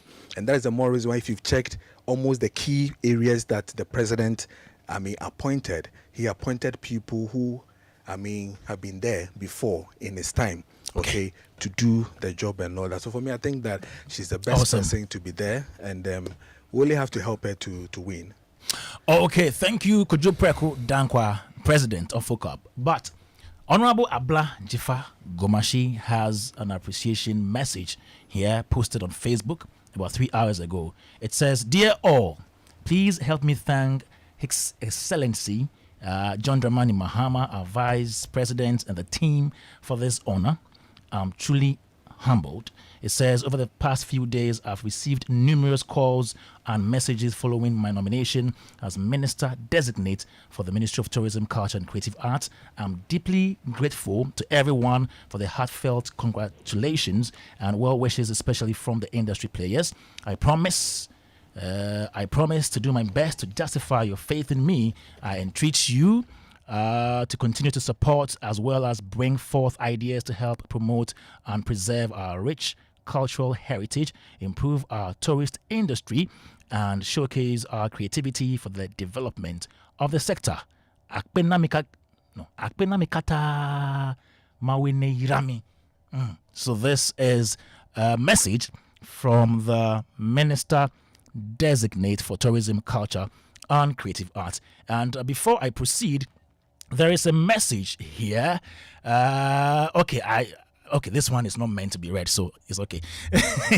Joe 99.7 FM. Let me come to George Quay. Big boss George Quay. So you were here last week with us and you mentioned Dzifa, brilliant submission. Then na bemuane sa. Bemuane sa. You know the interesting thing? When we started the conversation on the creative agency, Yeah. I asked, who's the executive? You did it. Yes, I did. Okay, so what name popped up? I just did. And This your AI. oh, it's gone. Let me ask again. Must be interrogated. 05511119997. So we have Honorable Abla Dzifa Gomashie as Minister Designate for Tourism, Culture and Creative Arts. What are your expectations of her now that she is a main minister and not a deputy minister? Just do you have it now? Let's move on. What? Do you have you it? promised The to tell AI. us. Oh yeah. Oh, that response. Which name came? Imagine. The CEO of the Creative Arts Agency in Ghana is Jankroma Akufo-Addo. She leads the agency, which is responsible for regulating and promoting the creative arts industry in the country. Frank Kwabna Usu serves as the deputy CEO, assisting in the agency's operation. Okay, yeah, that is what the AI That's what knows. the AI said. Yeah, the AI is not updated. Yeah, I know it. It's on your current. Anyway. Okay, George, let's hear you. Yes. I'll start by quoting MHB 10. MHB 10, Methodist Hymn Book. Yes. I'm against the philosopher being now, No, boy. the song number Okay. 10. Francis, you know the song? No, I'm a It's Presbyterian. Now Thank We All Our God. Okay. With hearts, yes, and hands and voices. Is it hearts and minds and voices, or hearts and hands and voices? Hearts and minds. And voices, exactly. Good. So, I mean, it was obvious for me. I mean, and if you listen carefully, last week Mr. Duku said something. He said if you looked at the trend, and I mean the way it was going, it looked like the president again wanted to go with experience, because where we are now, there's no asset more valuable than experience. No time, man. There's no time either. Though Bulldog and Ola Michael didn't agree with me on UTV last Saturday evening. They said, no time. No, where are we running to? no time. I must say, Where are we running? Is the world coming to an end? You know. All right. So experience was key. And when you have somebody who has an art background, holds an MPhil in African Studies, and has all the experience. I mean, and most importantly, she's been there before. And I mean, it was a no-brainer. There was no need looking elsewhere. Now, what's key for me is that, just like any other ministry, the minister cannot do magic if the people managing the agencies under the ministry are not up in their game. The minister will fail. Sure. If the right people are not put in place, the minister will fail. Over the years, we hear a lot of reshuffling. Usually it affects just the ministers. But I think sometimes the reshuffling should also look at those, agencies and departments under the ministries as well. Mm-hmm. We should recycle those people too, because some of them really go to sleep as soon as they get the posts. And I wish, personally, that we could actually even detach ourselves from... It's going to be difficult, but I pray Ghana gets to that point where people don't say, we did not see you lift the party flag, or we didn't see you at the campaign grounds, or we don't see you on the walk, or we never saw you in a t-shirt, or say anything about our party digitally before they can say that, yeah, this person is the right person for the post. Because, and I'm not going to say it because he's here. If you ask me, I think one of the very, very best people to lead that GTA under this particular government is this man sitting to my left, Mr. Francis Doku. We said it last week. We mentioned he it was last doing week, himself. and I'm mentioning it again. Because in all honesty, and I'm sure Kojo Preko Dankwa knows Francis Doku very well. Look, this man's experience with international travel organizations and other tourism bodies across the continent alone. This man's writing, as far as the art and tourism sector is concerned, from the time he was in primary school. Oh, I saw his comprehension papers. Yeah. Wow. I started Troy Ache. His first comprehension paper, class 4, was on Adomi Bridge. It was about the Adomi Bridge. But all jokes aside, yeah, when you follow his writings, watching and listening with friends. Okay, it was in the graphic showbiz, and then all the other things that he has done, the times that he has been on radio, on TV. I recall when I was host of Pundits on GH1 TV, he was the one that always brought the tourism perspective of the discussions that we're having. This man would find a way to bring a tourism conversation, draw a line between art and tourism, and it was always a very, very, very, very clever opinion, a good view that if somebody would take it to the market, could actually turn our industry into a gold mine. So I'm not saying it again. Let me reiterate. I'm not saying it because he is here. But I think if we could detach ourselves from this, no, he has to be a party member. He has to be. You didn't follow what he said. That is a very critical point. I pray we get to that point where we can rise above party interest. Yeah, I mean, naturally, take care of the party people. Okay, but we don't know his political inclination. Take care. He's CPP. For all you know, he has never lied out. He's CPP. He's here. I don't understand.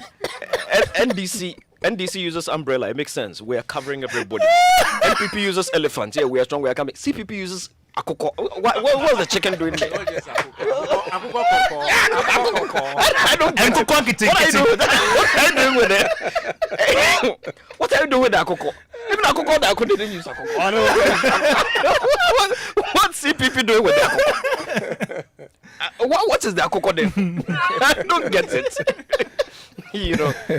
Anyway, moving forward. Yeah. So I think if we all want Honorable Abla Dzifa Gomashie to succeed, which I believe she will, she's got to get the best hands working with her. Sure. The best hands. I do not know who's going to go where. I mean, last week we also mentioned someone like Abeku Santana, also because of what he has done in the space. I think even Franz Doku himself even suggested Abeku went to a place like the GTA.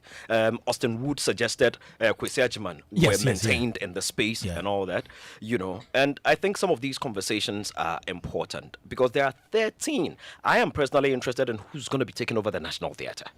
Because that part is a personal passion. Okay. You understand? I am personally very interested in who's going to take over the National Theatre. Because where theatre is going, look, and like it or yes, all these comedy shows and whatever, they all come under theatre. They all come under theatre. So I want somebody who is visionary enough to see how best we can bring everybody. Because I don't understand why the National Theatre is sitting right smack in the central business district and we do not have weekly shows there. So someone can say, 12 o'clock, my lunchtime, let me go and sit at the National Theatre. This play is running at this time. 24-hour economy. What can't we... we need to find a way to engage that entire enclave. Because a theatre is thriving. And like the Mousetrap, which ran for 21 years at the West End, and there is a particular production that's been cooked up that is well done.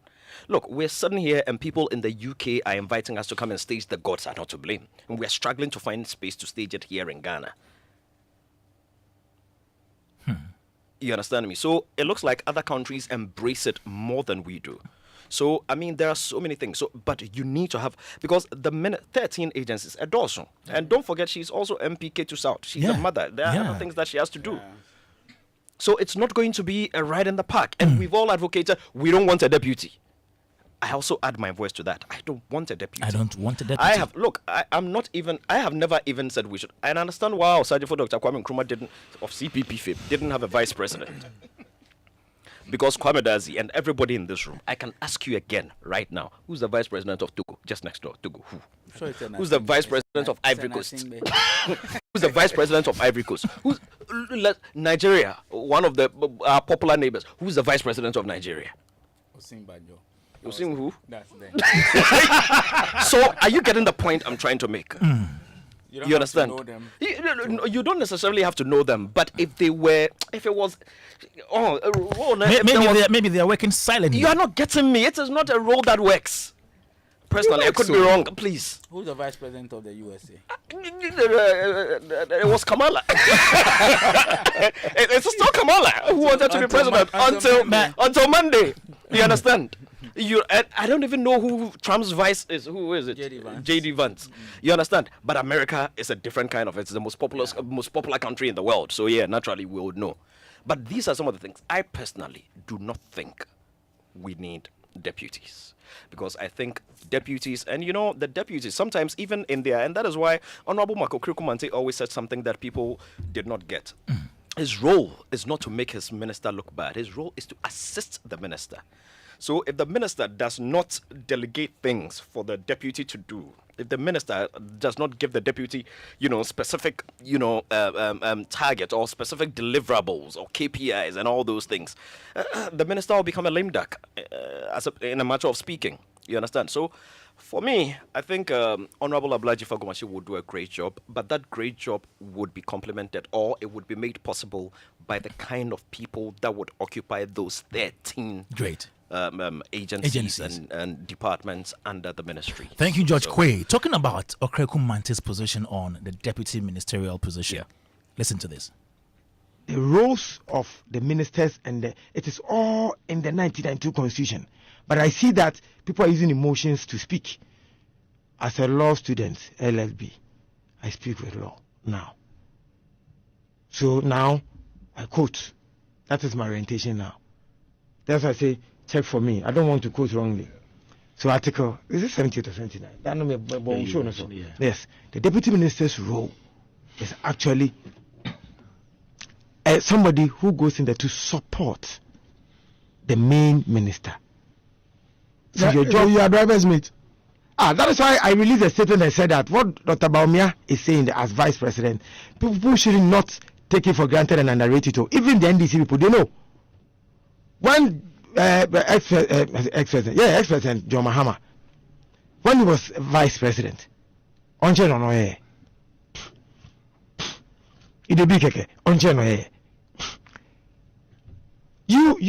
can only, that is why even the things I'm going to talk about, what I have done, I can only speak and say that I only influence my boss. I only convince my boss. And in the hierarchy of Ubiawa organization, you know that even in multimedia, that's how it works.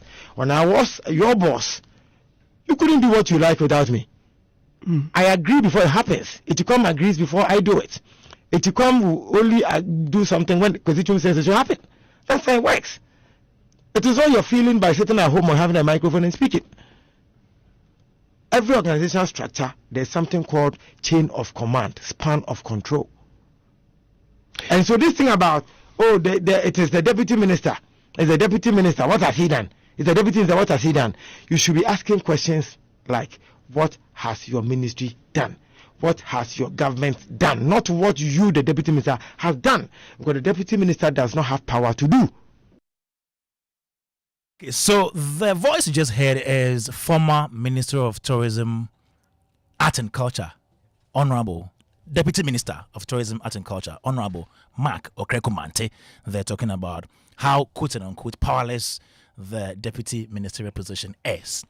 3 years ago on City TV, Honorable Abla Dzifa Gomashie also made a similar statement. Take a listen. The roles of the ministers it is all in the deputy minister. You don't take the decision, right? And I'm wishing Mark well. You don't take the decision, and it doesn't matter if what you're saying is what should be done.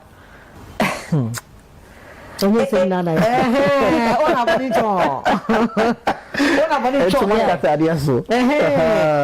what I'm saying is that this whole industry, one person gets to sit in a deputy minister position, and you think they can change what? No, it's an institutionalized problem of not placing value on the sector. Yeah, it's an institutionalized one, so it's not about an individual going to sit there. Please take a listen to Gomashie's voice again. Deputy minister, you don't take the decision, right? And I'm wishing Mark well. You don't take the decision, and it doesn't matter if what you're saying is what should be done. But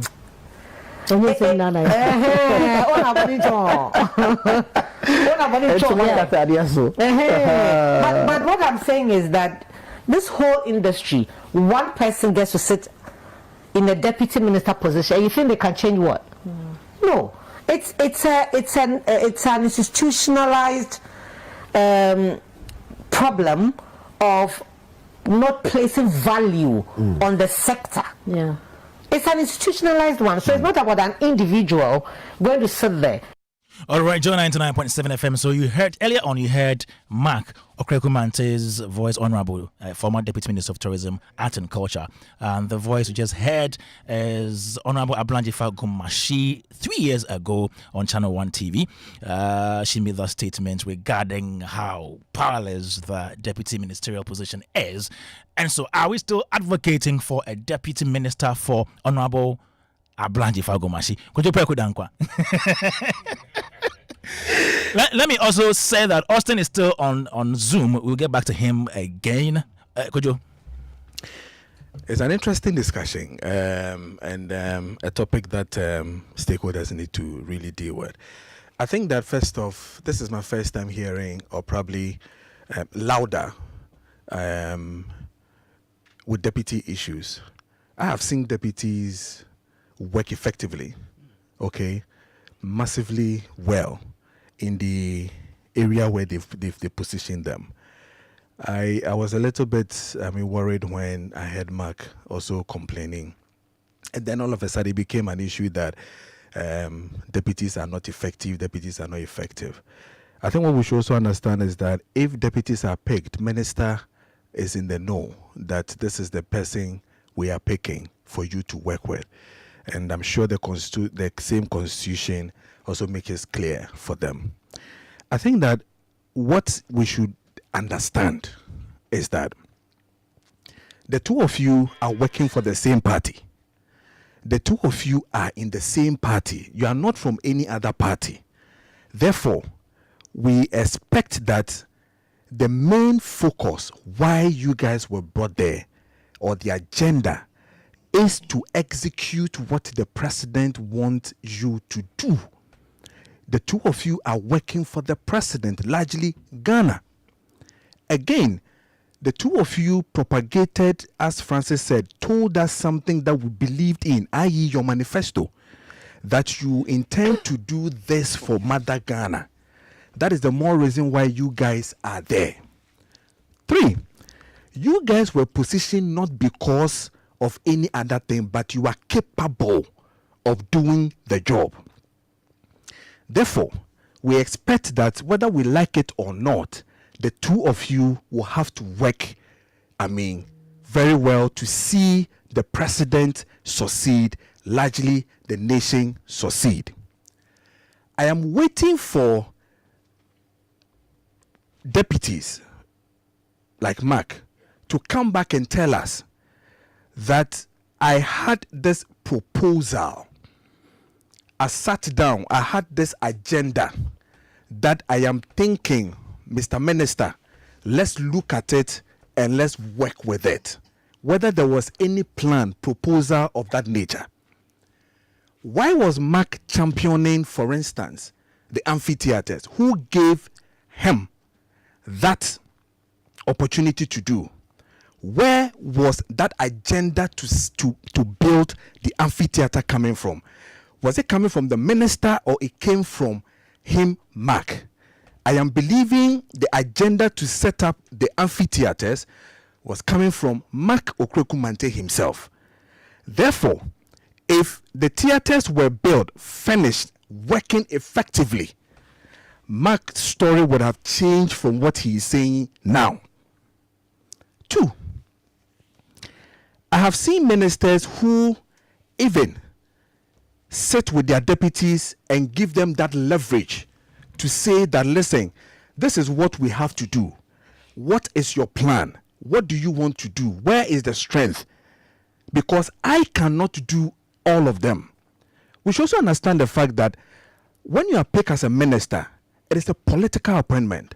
You are there as an administrator. You are there to see, to supervise things that are happening. Listen, today, when you finish the show, you are to be applauded as the presenter. But the engineer of this show is the one who made this show successful. All right? So we give everything to the executive producer to say that, listen, you have done a great show. Why can't we see the same thing happen when it comes to the ministries?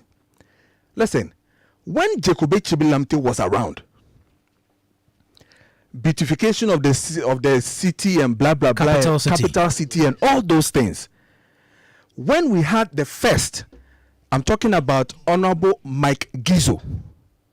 Did we hear people talk about deputies not effective and all those things? We had Zita.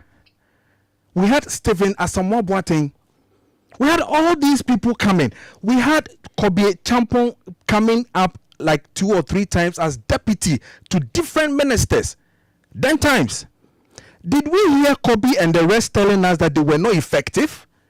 I think that it comes with the other person who wants to see himself or herself. The fact that we didn't hear doesn't mean that they were not effective. But of course we have, until now we had almost about 100 and something ministers. How many of them came to tell all of us, or how many of them did you know that told you that seriously I wasn't working? How many? I think we for us within the creative, it is becoming something else for us. We're the same people who were crying to have a space. We're giving the space. Then the next time we come, we say that space you cry out the man and the crowd. If you are given a space and you're not working, it means the space is not useful. Why are you not working? That is my problem. Listen, Dr. Awal, we need to drill down. Dr. Awal versus Mark. Ejapamesa versus Mark. Mark has gone through with 2 ministers. Tell me which of them gave enough time, enough opportunity to Mark Okrekumante. That would be unfair because their time, the duration were different. Whichever way it is. For instance, Ejapamesa had almost about 7 months, right? Less 7 months. Yes. If I tell you the kind of things he did with that less than 7 months, and the opportunity given to deputy and other people at the ministry, it's not everything we can say on radio. You'll be shocked. So you mean his last 7 months? Yes, was wonderful. Was so better? You believe the deputy role is important? Deputy role is important because you see, you, the minister, you don't have all it takes to do it. But there is a chief director, there are directors, chief director, all the agencies. That's why I said that a minister is a political appointment. You are there to execute what your party brought you to do. You can charge your directors. But your chief directors are civil servants. They will be there till until they go on, retirement. Why do I have to leave my political decision by my party in the hands of a civil servant? It will not happen. Then you can't work with them anymore. No, and that is why you have a deputy who is also appointed by the same party to do a job. Again, in the same vein, we've also had, there are stories that we hear that, of course, the people that it concerns will never be the ones to come out to say them. We've also encountered situations where, look, some deputies have done so well that they've eventually been elevated to take over their boss position. Sure. And we know the bosses were not happy. You know, we've heard a lot of these stories. But it's your private stuff. If you're not happy, it's normal. We've also had situations where some deputies try to rise and their bosses shut them down, and it's affected their ego for a very long time. So a lot of them could not exactly. do I like that. Their ego. Look, but we're human. We all have ego. No, you understand? Because if let's assume that my boss is say Francis Doku, and we all work here at Joy FM, and then I'm trying to do something that maybe I haven't run, and Francis Doku says I'm trying to usurp his position or whatever it is. So he meets me at the reception and then blasts me in front of everybody, shout blah blah blah. Naturally, depending on my kind of character trait or my temperament, my reaction could shut me down forever. You understand? Or it could create a certain conflict that would eventually affect our performance. Look, for a country that we're struggling to even pay our bills, what is so big deal about not having a deputy minister? That's another point. It saves us one brand new car, one extra policeman. Just to go and do little. A lot of things. So if we don't need them, you have 13 people working with you in the ministry, plus all the stuff. Like this new 13 people who have just been appointed. If minister is not around, if minister is sick, is not around. Chief director is there. Chief director is there. That is what I'm saying. That politically, it doesn't make sense with the structure. You don't do that. So how was in as much as Mr. Steve, how was Nkrumah doing it? If I ask you right now, who was Jacob Blamte's deputy? Do you know why you can't remember? Because Jake was so good. No, but He you held see, the but you office, see, and he but had the a point is certain, that- Ferdinand Eyim, who was running his affairs and making things happen. Yes. He delivered.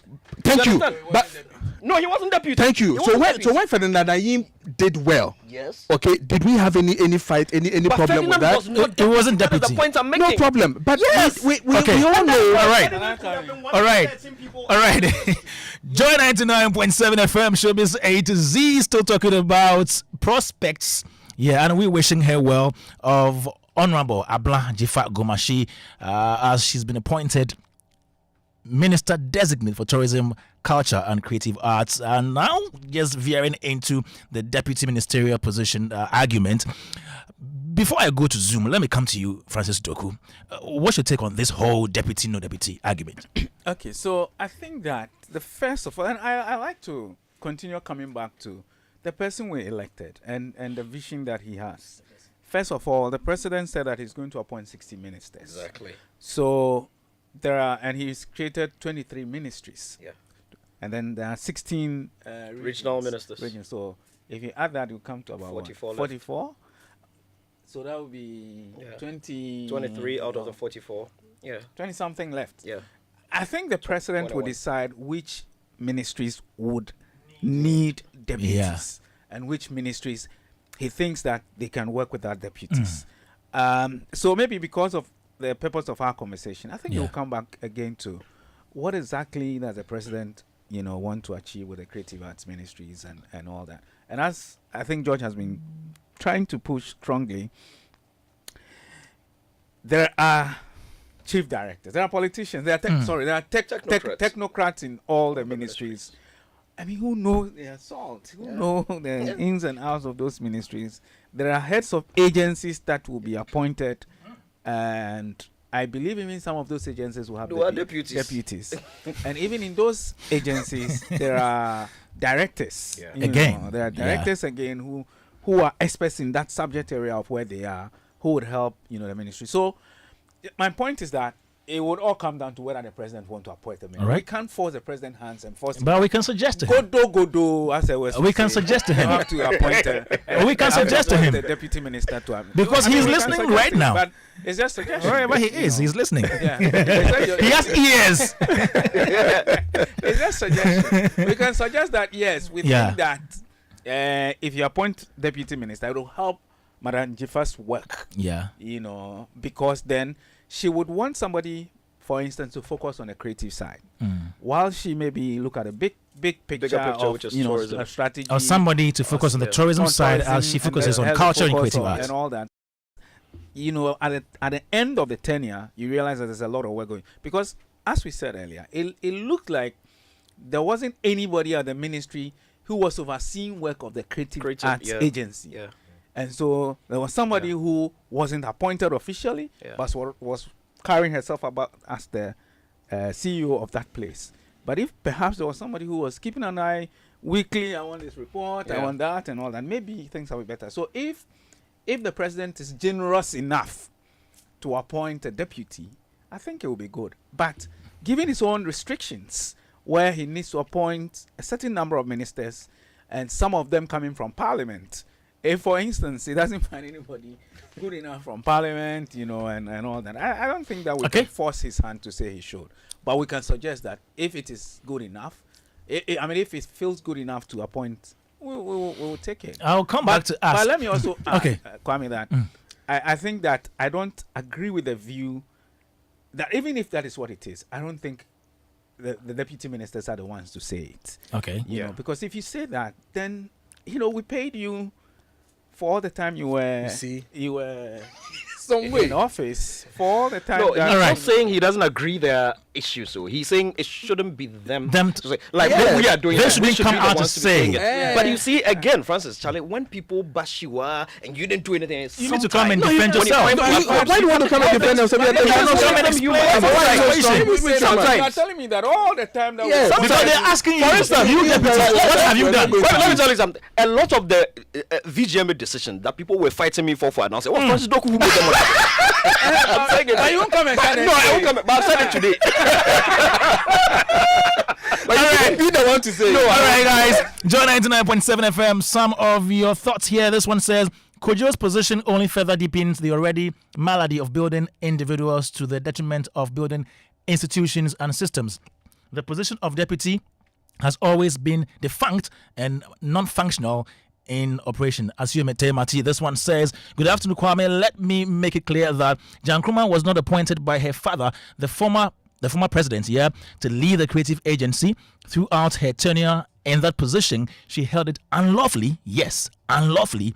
Have you ever wondered why she never consulted anyone when making decisions and acted entirely on her own? Be informed that she, along with their collaborators, will be brought before the appropriate investigative body to account for all the illegal activities and expenditures she oversaw. Every letter she signed and actions taken were all illegal, and the day of accountability is here. Ni ama amatefio sent in that one. Let me go to Austin Wood. Then when I come back, I'll be asking you who you think will be deputy minister if there will be that position. Austin, are you there? Yeah, Kwame, I'm here. Okay, so quickly, your take on Dzifa Gomashie's appointment or nomination as Minister of Tourism, Culture and Creative Arts designate, and then maybe you tie that in with the deputy ministerial position argument. Okay. I don't know if because you just ended with the deputy ministers, I finished with that. That's fair. That's fair. Okay. You see, looking at Article 78, right? 78.1 talks about ministers of state. And you know, that is different from 79 that talks about deputy ministers. So 78.1 is where it says that majority of ministers of state should be appointed from parliament. It says nothing about that in 79 when it is dealing with deputy ministers. But in 79, right, Kwame, let me first issue this caveat.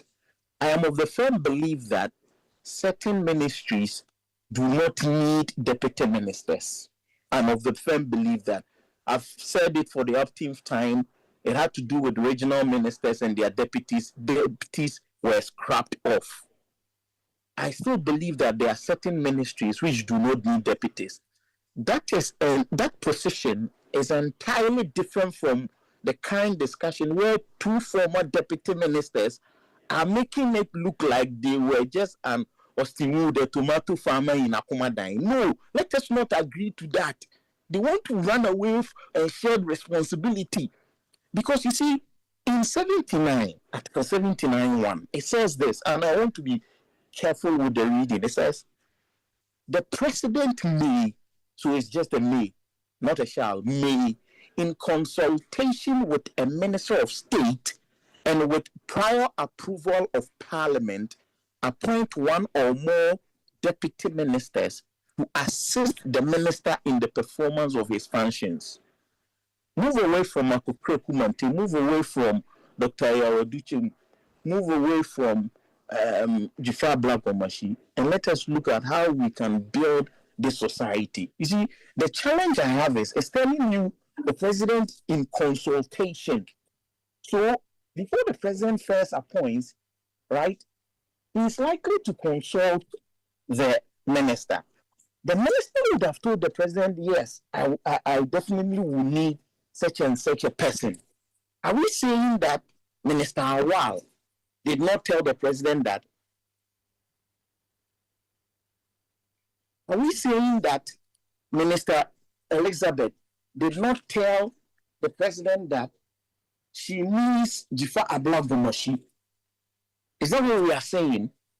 And once they discuss with the president, they both would have agreed that, okay, why would we need Mark Abla Gomashie or any other deputy minister in your area?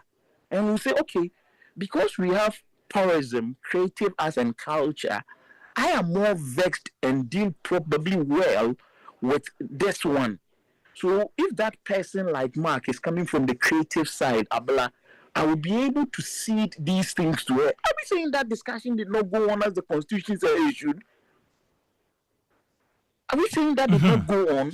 So then it means that it comes back to what George Kwe was saying, that then it is job for the boys, party people, and it is problematic.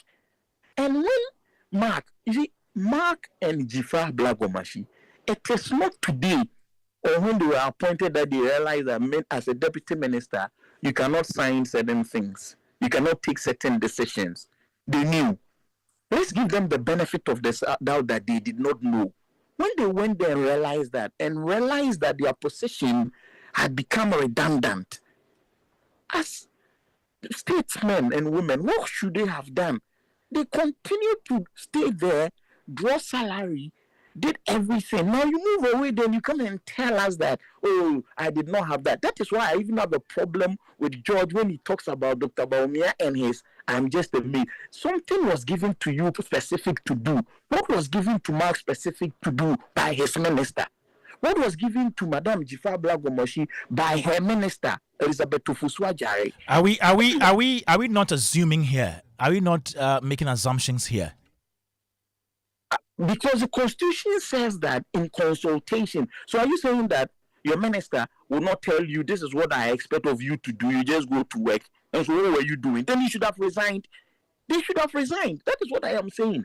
If they thought that they were drawing salaries they were not working for, they should have resigned. They did not. So I have a problem with that thinking. Deputy ministers, I think sometimes they don't do a match in certain institutions or certain ministries. Take, for instance, where we have deputy ministers, 3 for agri. The president says one would be in charge of these crops, one would be in charge of seasonal crops, one would be in charge of this. We have fisheries and aquaculture.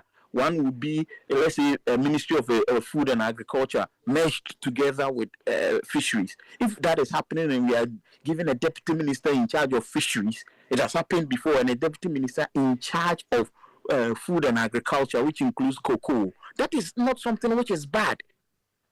But the two we have had in recent times and what they are putting out, I particularly find it problematic. Then it means that their ministers, they were imposed on them by the president. The president did not consult them. They did not agree that, okay, I am bringing Kwame Dadzie to be your deputy minister. How well do you think you can deploy him? Can you work perfectly with that Kwame Dadzie? What do you think he can do to achieve our vision for Ghana? You did not have that discussion with the president. And when you, the deputy minister, the president called you and said, Mark, Dzifa, Kwame Dadzie, Francis Doku, I want you to go to this ministry. This is what I have discussed with your minister, as the Constitution says. He or she says this is what he would want you to do. Are we saying the president just called Mark, the president just called Dzifa Abla Gomashie and said, okay, we need to find deputy minister. They say you are good with creative arts. You used to be a former actor, so go here. Really? I don't believe that is how presidents work. I just don't believe that. Austin, this will.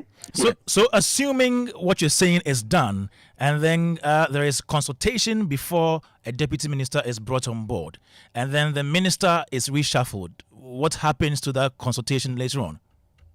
Yeah, but I'm saying then you see the reverse is also true. Yes, then a new minister will be brought in. So in this case, who is going to do the consultation? Yeah, but I'm saying that before a substantive minister or someone is brought into that ministry, the president would have also discussed with that minister, I am moving you from education to sports. This is what I want you to go and achieve at sports. There's handing over news. The minister who is living there will tell you, I positioned Mark, I gave Mark this work to do, and this is where he has gotten to. Are we saying those things do not happen? Mm-hmm. No, Kwame, I'm asking you, are we saying those things do not happen?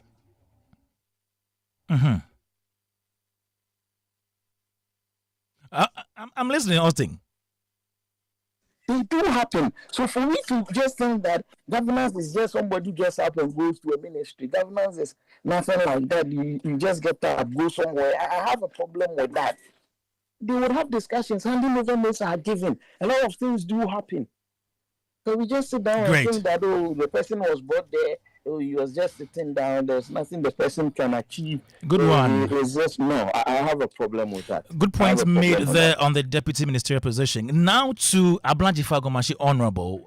What's your take on her appointment? Okay, so for me, when the appointment came out, right? I don't know how to put it, but I found it like it was underwhelming. It was underwhelming for me. So genuinely, it was underwhelming for me because it is like candidate Akufo-Addo for 40 years who have tried to become president and becomes president, and his first appointment as chief of staff is Abla Pari.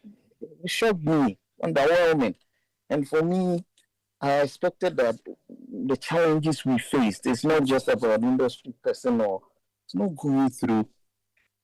Last week you mentioned Kojo Bonsu. So are you saying you were disappointed hearing Abla's name?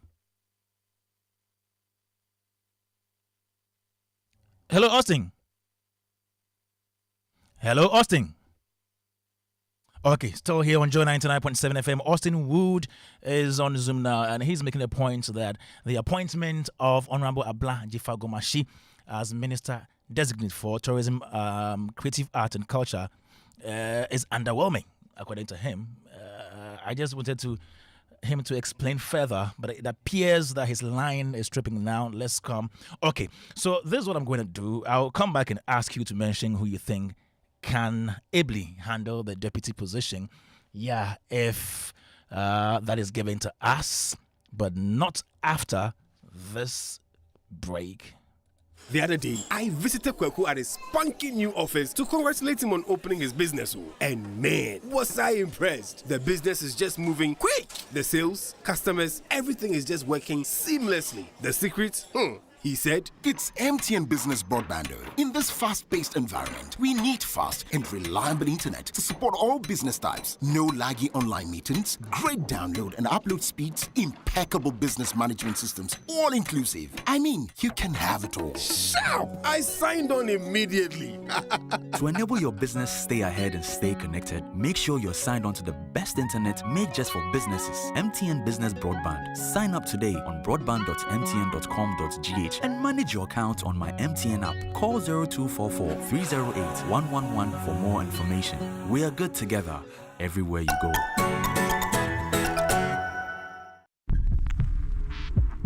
Wear a condom for sex and protect yourself from HIV. HIV has no cure, no condom, no sex. This message is brought to you by the Ghana AIDS Commission. Upgrades are nice, but stepping up is woohoo!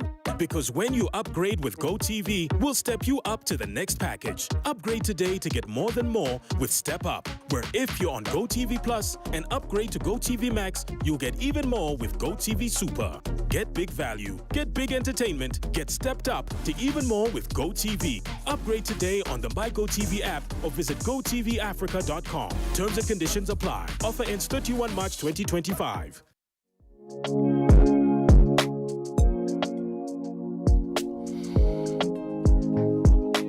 Joe 99.7 FM Superstation Showbiz A to Z. My name is Kwame Dadzie, and today we're having a discussion on the appointment of Honorable Abla Dzifa Gomashie as Minister Designate for Tourism, Culture and Creative Arts, and then also the Creative Art Agency. The fact that they don't have an office now. Alright, my people, Thursdays are now extra special on MTN. Yes, your Thursdays got more exciting because from now on, you get a nice 25% discount on your first data bundle purchase of the day when you bundle on my MTN app or use *138#. And this every Thursday on MTN. MTN is saying that's not enough for a lovely customer like you. So they are offering a free extra movie ticket when you pay with Momo at the Silverbet Cinemas or the Crab Mall and West Hills Malls.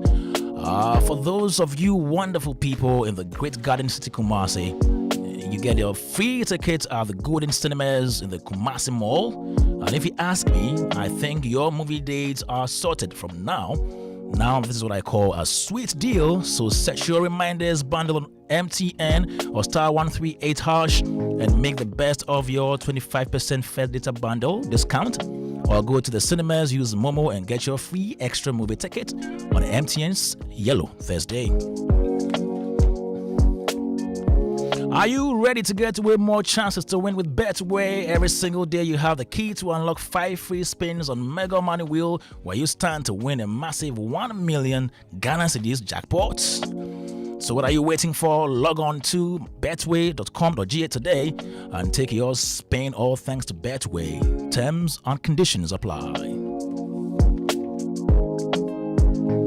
Have you heard that Republic Bank is giving this season and they're giving big? Have you heard? I have heard. Now pay with your Visa credit card and stand a chance to win an all expenses paid trip to Dubai or a luxury staycation at some of Ghana's finest beach resorts, including Maha Beach Resort, Breezes Beach, and Camp Chache. You could also win a 5-course dinner for two at the exquisite Brasa restaurant, a full-day spa services for two, and other exciting rewards in the Republic Bank Tap Win and Fly to Dubai promo. All you need to do is to use any of your Republic Bank Visa credit card, Infinite, Addition, or Classic card. Every top counts. So what are you waiting for? It's time to fly to Dubai with a Republic Bank Visa card. Start tapping and make this season unforgettable. This promo is under the Caritas Lottery platform.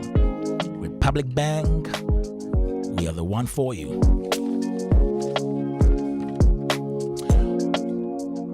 Now, Holiday Inn Airport City is now Palms by Eagles, and they're offering a fresh, delightful experience. A newly improved hotel is ready to welcome you with unmatched hospitality in the heart of Ghana. So don't miss their brunch on Sundays. Go there, experience elevated hospitality like never before at Palms by Eagles.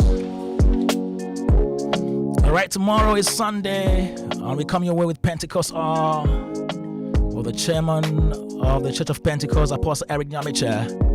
Happens on Sundays 1:30 p.m. on Joy FM, on Mondays 5:30 a.m. on Hit FM, and then Saturdays on Joy Prime TV at 7 a.m. So tune in every Sunday, Monday, Saturday as Apostle Nyamiche brings you life transforming truth that nourishes the soul, ignites passion, and restores hope in the nations. Joy 99.7 FM still here on the conversation of Honorable Abla Dzifa Gomashie's nomination as Minister of Tourism, Culture and Creative Arts designate. And before we went for the break, we were talking about the deputy ministerial position, whether we should scrap it, whether we need a deputy minister and all that. Austin Wood was on before we went for the break. Austin, are you back? I'm here, and apologies for the break. Okay, Not your break, the break from my end. For your Okay, so please continue from where we left off. So for me, when I looked at the other appointments, like Francis reiterated last week, you could go into the mind of the president that those he had worked with before, he was comfortable with, who were deputy ministers, were getting promotions to become... I think what you were talking about was Abla Gomashie's appointment. You said it was underwhelming. Yeah, it was very underwhelming for me, and that's what I'm speaking to. So I'm saying that it came to me like President Akufo-Addo wants to be president for the last 40 years, and what he's done is, after he becomes president, his first appointment, which is chief of staff, is Abdullah Fremau Parry. Very underwhelming for me. That is how it came to me, this particular one from President Mahama. I expected that the challenges we face as an industry, we needed someone more, who is bringing something new, something more than Dzifa, and also because of her stake in Parliament as a member of Parliament with a very huge constituency. Arguably, I think it is in first five of 190,000 or 70,000 people and what she would be doing would have been huge for her.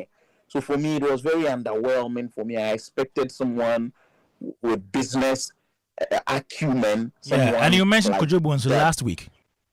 Yeah, someone like that. Because this has already been appointment has been done. That is why I don't want to keep mentioning names, because that discussion was different from this Austin, discussion. So in the absence of Kojo Bonsu getting the nomination, who do you think would have been a better candidate apart from Dzifa? Yeah, like I have said, it is not for what we put across. I thought Kojo Bonsu would have been best. There could have been other people with what I was looking out for. I was not looking at Dzifa because it would be the age-old someone who is part of us. And what we need now, right, in our industry, is not someone who is part of us and knows our problems. Our problems, a bigger part is funding. Okay. And we need someone with that acumen who would be able to bring that in. So a classical example will have been a Herbert Mensah. You get what I am saying? Look at what Herbert Mensah did with Kumasi Asante Kotoko before he came, right? Kotoko could not even get money to buy petrol to fill their bus to go and play in Cape Coast. But immediately Herbert Mensah was appointed, right? You see how he rejuvenated Kotoko, the business mind that he brought in.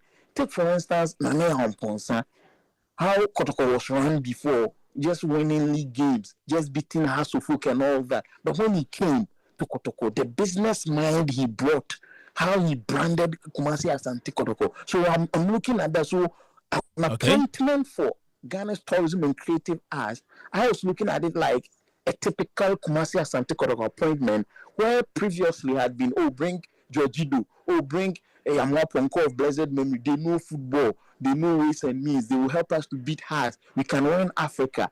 But Herbert Mensah and Nane Amponsa type went beyond just what is on the field and tried to position Kotoko as a club in the annals of Ghana and African history and be able to bring business and push Kotoko. And so that is what I'm looking for, creative as in our tourism minister. Awesome. And not somebody who is there who knows us. No. Awesome. Who knows us? Who know us? What has it brought to us? Okay. What impact did those who know us bring to us? And I think the challenges we face now with funding, with branding, with pushing ourselves out there, we needed more than somebody who is part of us. I'm not saying she doesn't have. She when she's approved, she would have to. She would do things to convince us, and I would be looking out for it. I would support her. That doesn't mean that I would be disruptive, even if she's doing something that's right. Because she was not my first choice. Good one, someone I intended. I was doing it wrong. No. That is what thinking. Good one there, non-patriotic. Yeah. But before you go though, who do you think, if the president is giving us a deputy minister, best serves this position? Now the people, she herself has said that deputy in that area was not needed. It's not impactful. She didn't say it wasn't needed. She said she didn't do much. It's not impactful. You can't do anything. So now I'm thinking, why would we need somebody there? Because if you go by what the president has said, only one ministry. If he's choosing one deputy minister for each ministry, then only one would not have. Okay. I don't want it to be ours. No. You should go to the chieftaincy people or another. It shouldn't be ours. And that is where, Francis, I would want to say this. If we are not careful, we say also, if the president decides, when they see us that way, then that is where sometimes, even if it's not about deputy minister, some other things, they will mirror us when it is with funding or money or budgetary support. No, we need our minister, our deputy. When finance needs it, education needs it, health needs it, all right, needs it, we also need it. No, let us not tell them that with this. We need it. The one which will not be chosen should go to maybe sports, not us, or youth development. Have you mentioned the name already?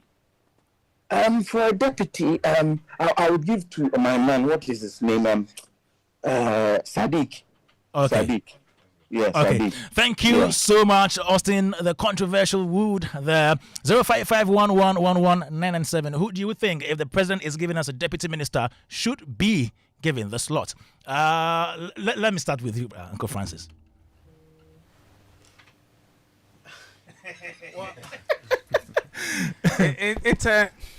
It's a tough one. Very tough. Again, because earlier I was thinking that maybe either Sadiq or Rex, But then I thought again about it, and the minister is herself on that side, it's on the creative side already. So you need also the balance, where somebody strong more in the area of tourism, could also complement the work of the minister and all that. So I don't know, but again, as we said last week, there are people who are leading the conversations during the campaign, who are driving the party's tourism and creative arts agenda, who are going to all the interviews and giving all the explanations about what the party would do should they be elected, who were at the debates, that you organize, and all that. So I feel that they have really done what has to be done. And not only that, because they understand the manifesto, the promise that the party made, because they also had some input into it. So yes, I will feel that if there's a need for a deputy, or if the president feels that and I will continue to say, because he's the one that was elected, so it is his decision if he wants to appoint a deputy minister to the particular ministry. I feel it's something between Sadiq and Rex, either of them, Okay. Yes, I think Francis will tell you who anyway when it comes to me. Oh, you have a choice already? Yes, I have a choice. Okay. But you've made a choice already? Yes. Okay. Yes. I think Rex Oman will be best in that position, simply because I think some of the reasons are what Francis really put forth. You're looking for somebody who equally also understands that mandate that you are supposed to execute. You need somebody who also has done a lot of work from 2016 up until now, when people thought that it is not going to be okay. Certain people were truly out there on the grassroots to do the job that they needed to do, and Rex was one. Rex, again, in the party, was the lead when it comes to creative for the party in itself. When the presidential campaign team was also set up, he was also equally the lead, taken to lead the creative. The same Rex did a lot of rounds, visiting almost about 12 regions out of the 16, all in the name of creatives, and making sure that he met the creatives, within these regions, took them through the manifesto, let them understand what the Black Star experience was, and then again, he was part of the committee that truly sat down to plan the Black Star experience, or the manifesto that they have.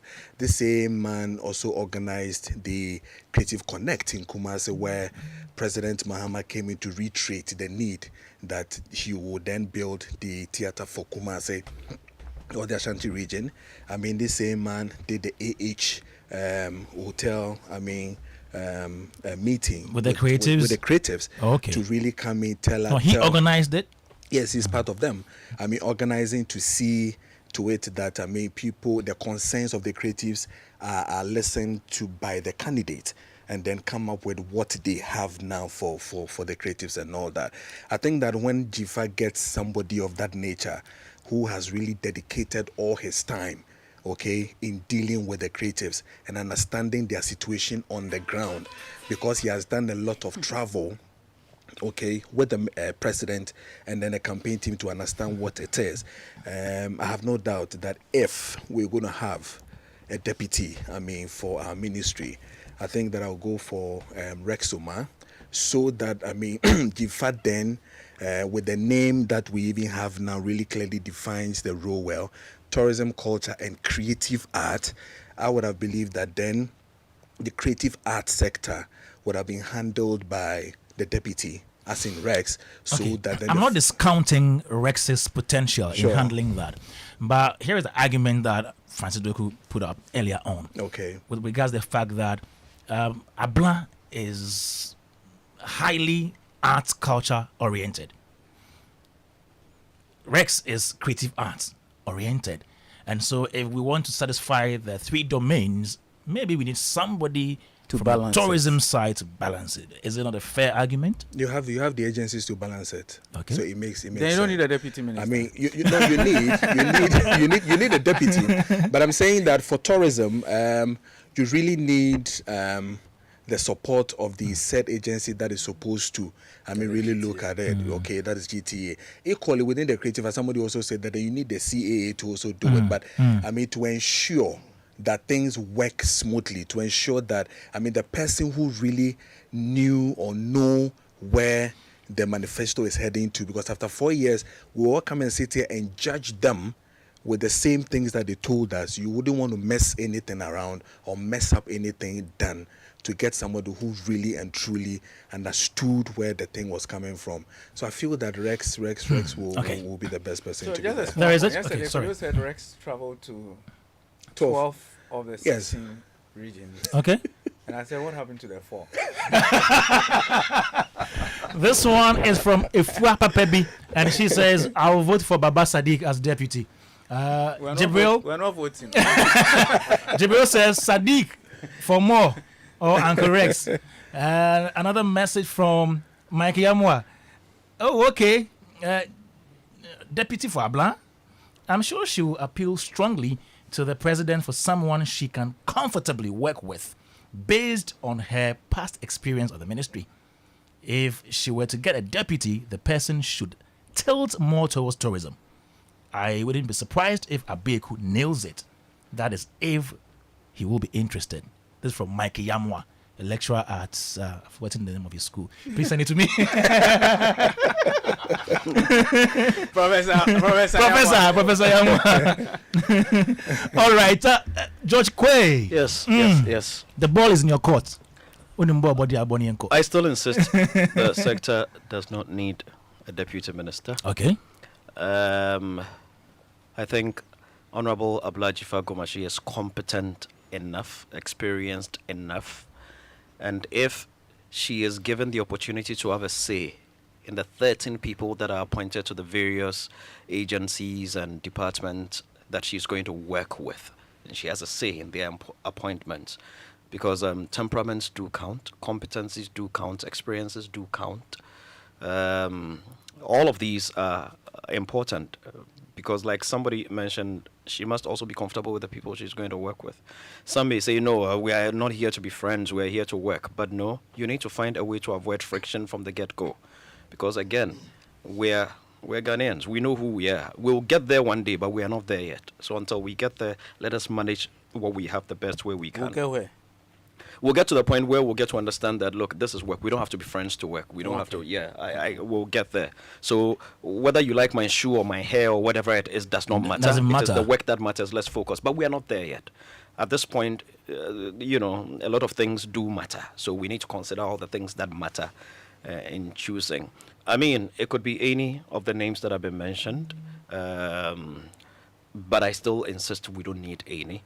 I want to believe whoever is chosen would be a good ad, and together they would deliver greatly. I wish it could be someone with a marketing communications background as well.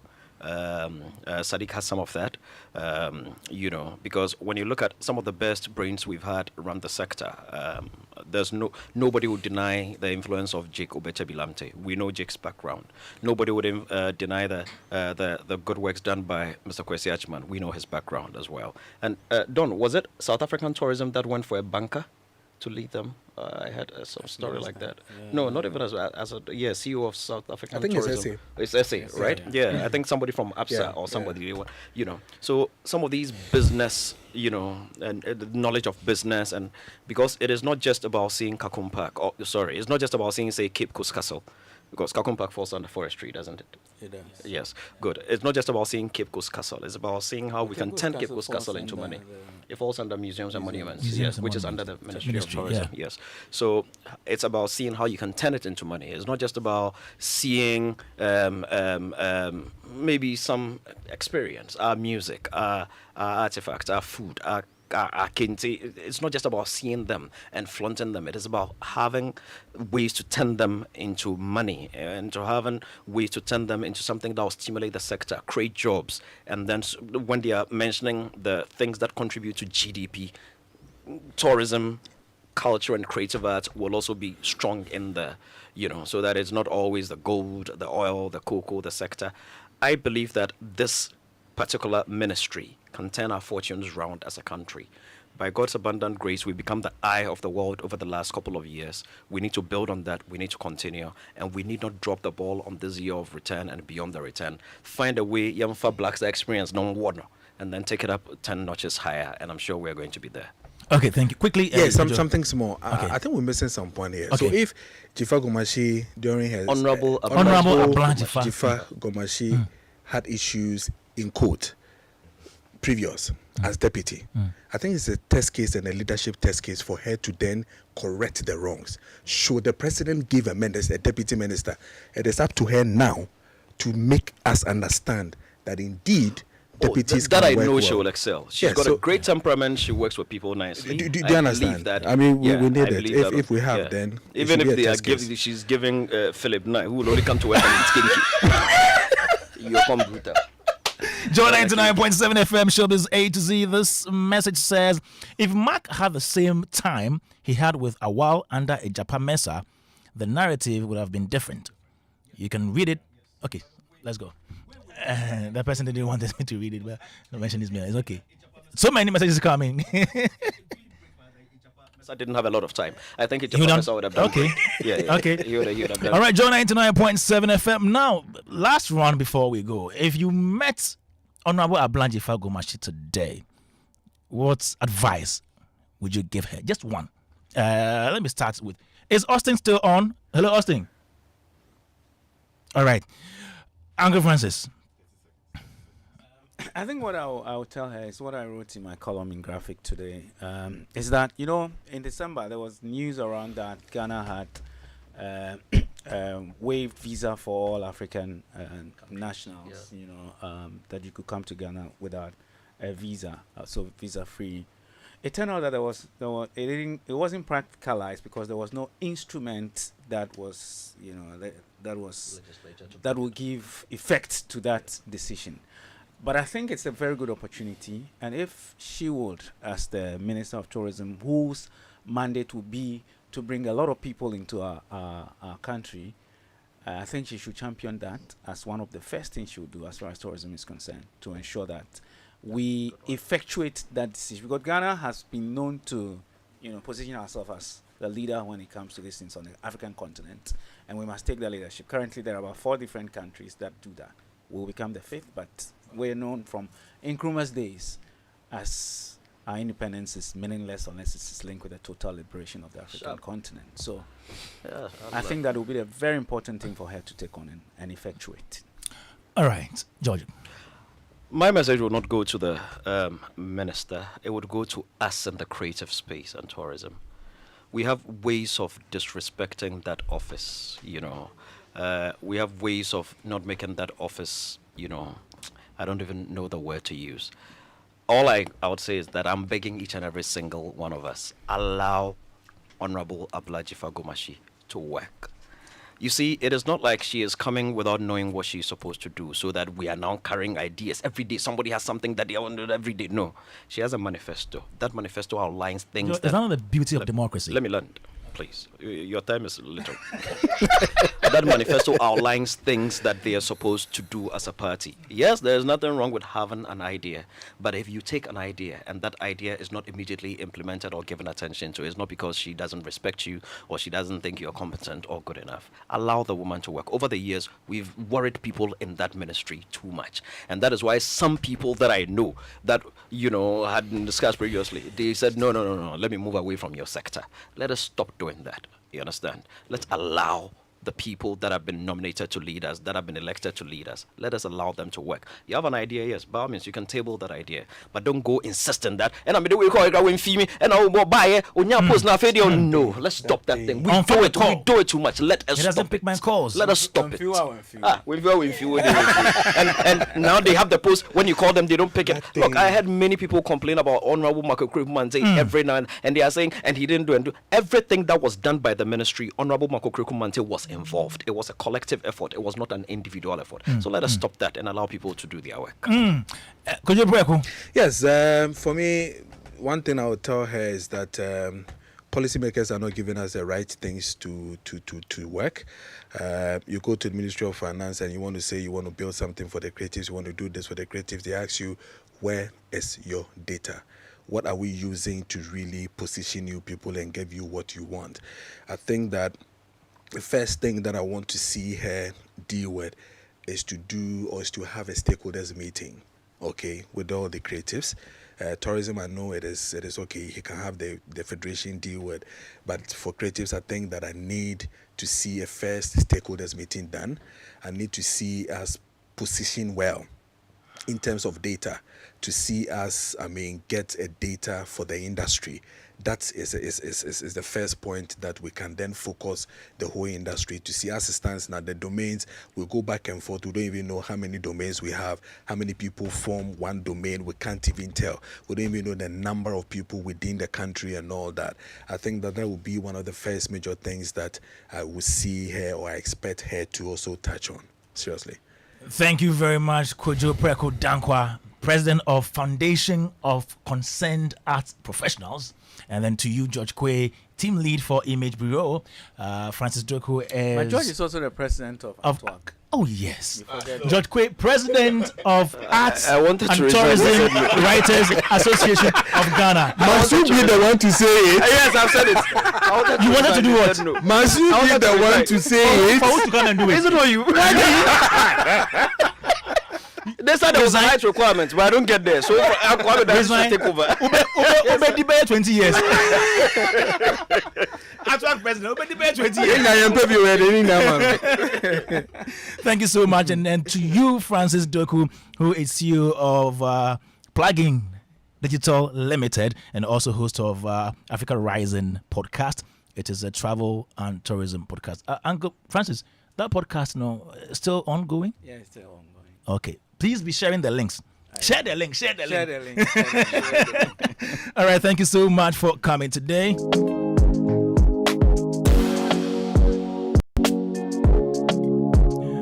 It's been great having all of you right here on Showbiz A to Z on Joe 99.7 FM. My name is Kwame Dadzie, show produced by Philip Nye, with support from Anita Tay, aka Umapiohe, Olivier Fanon on social media, DJ Uberte giving us good music.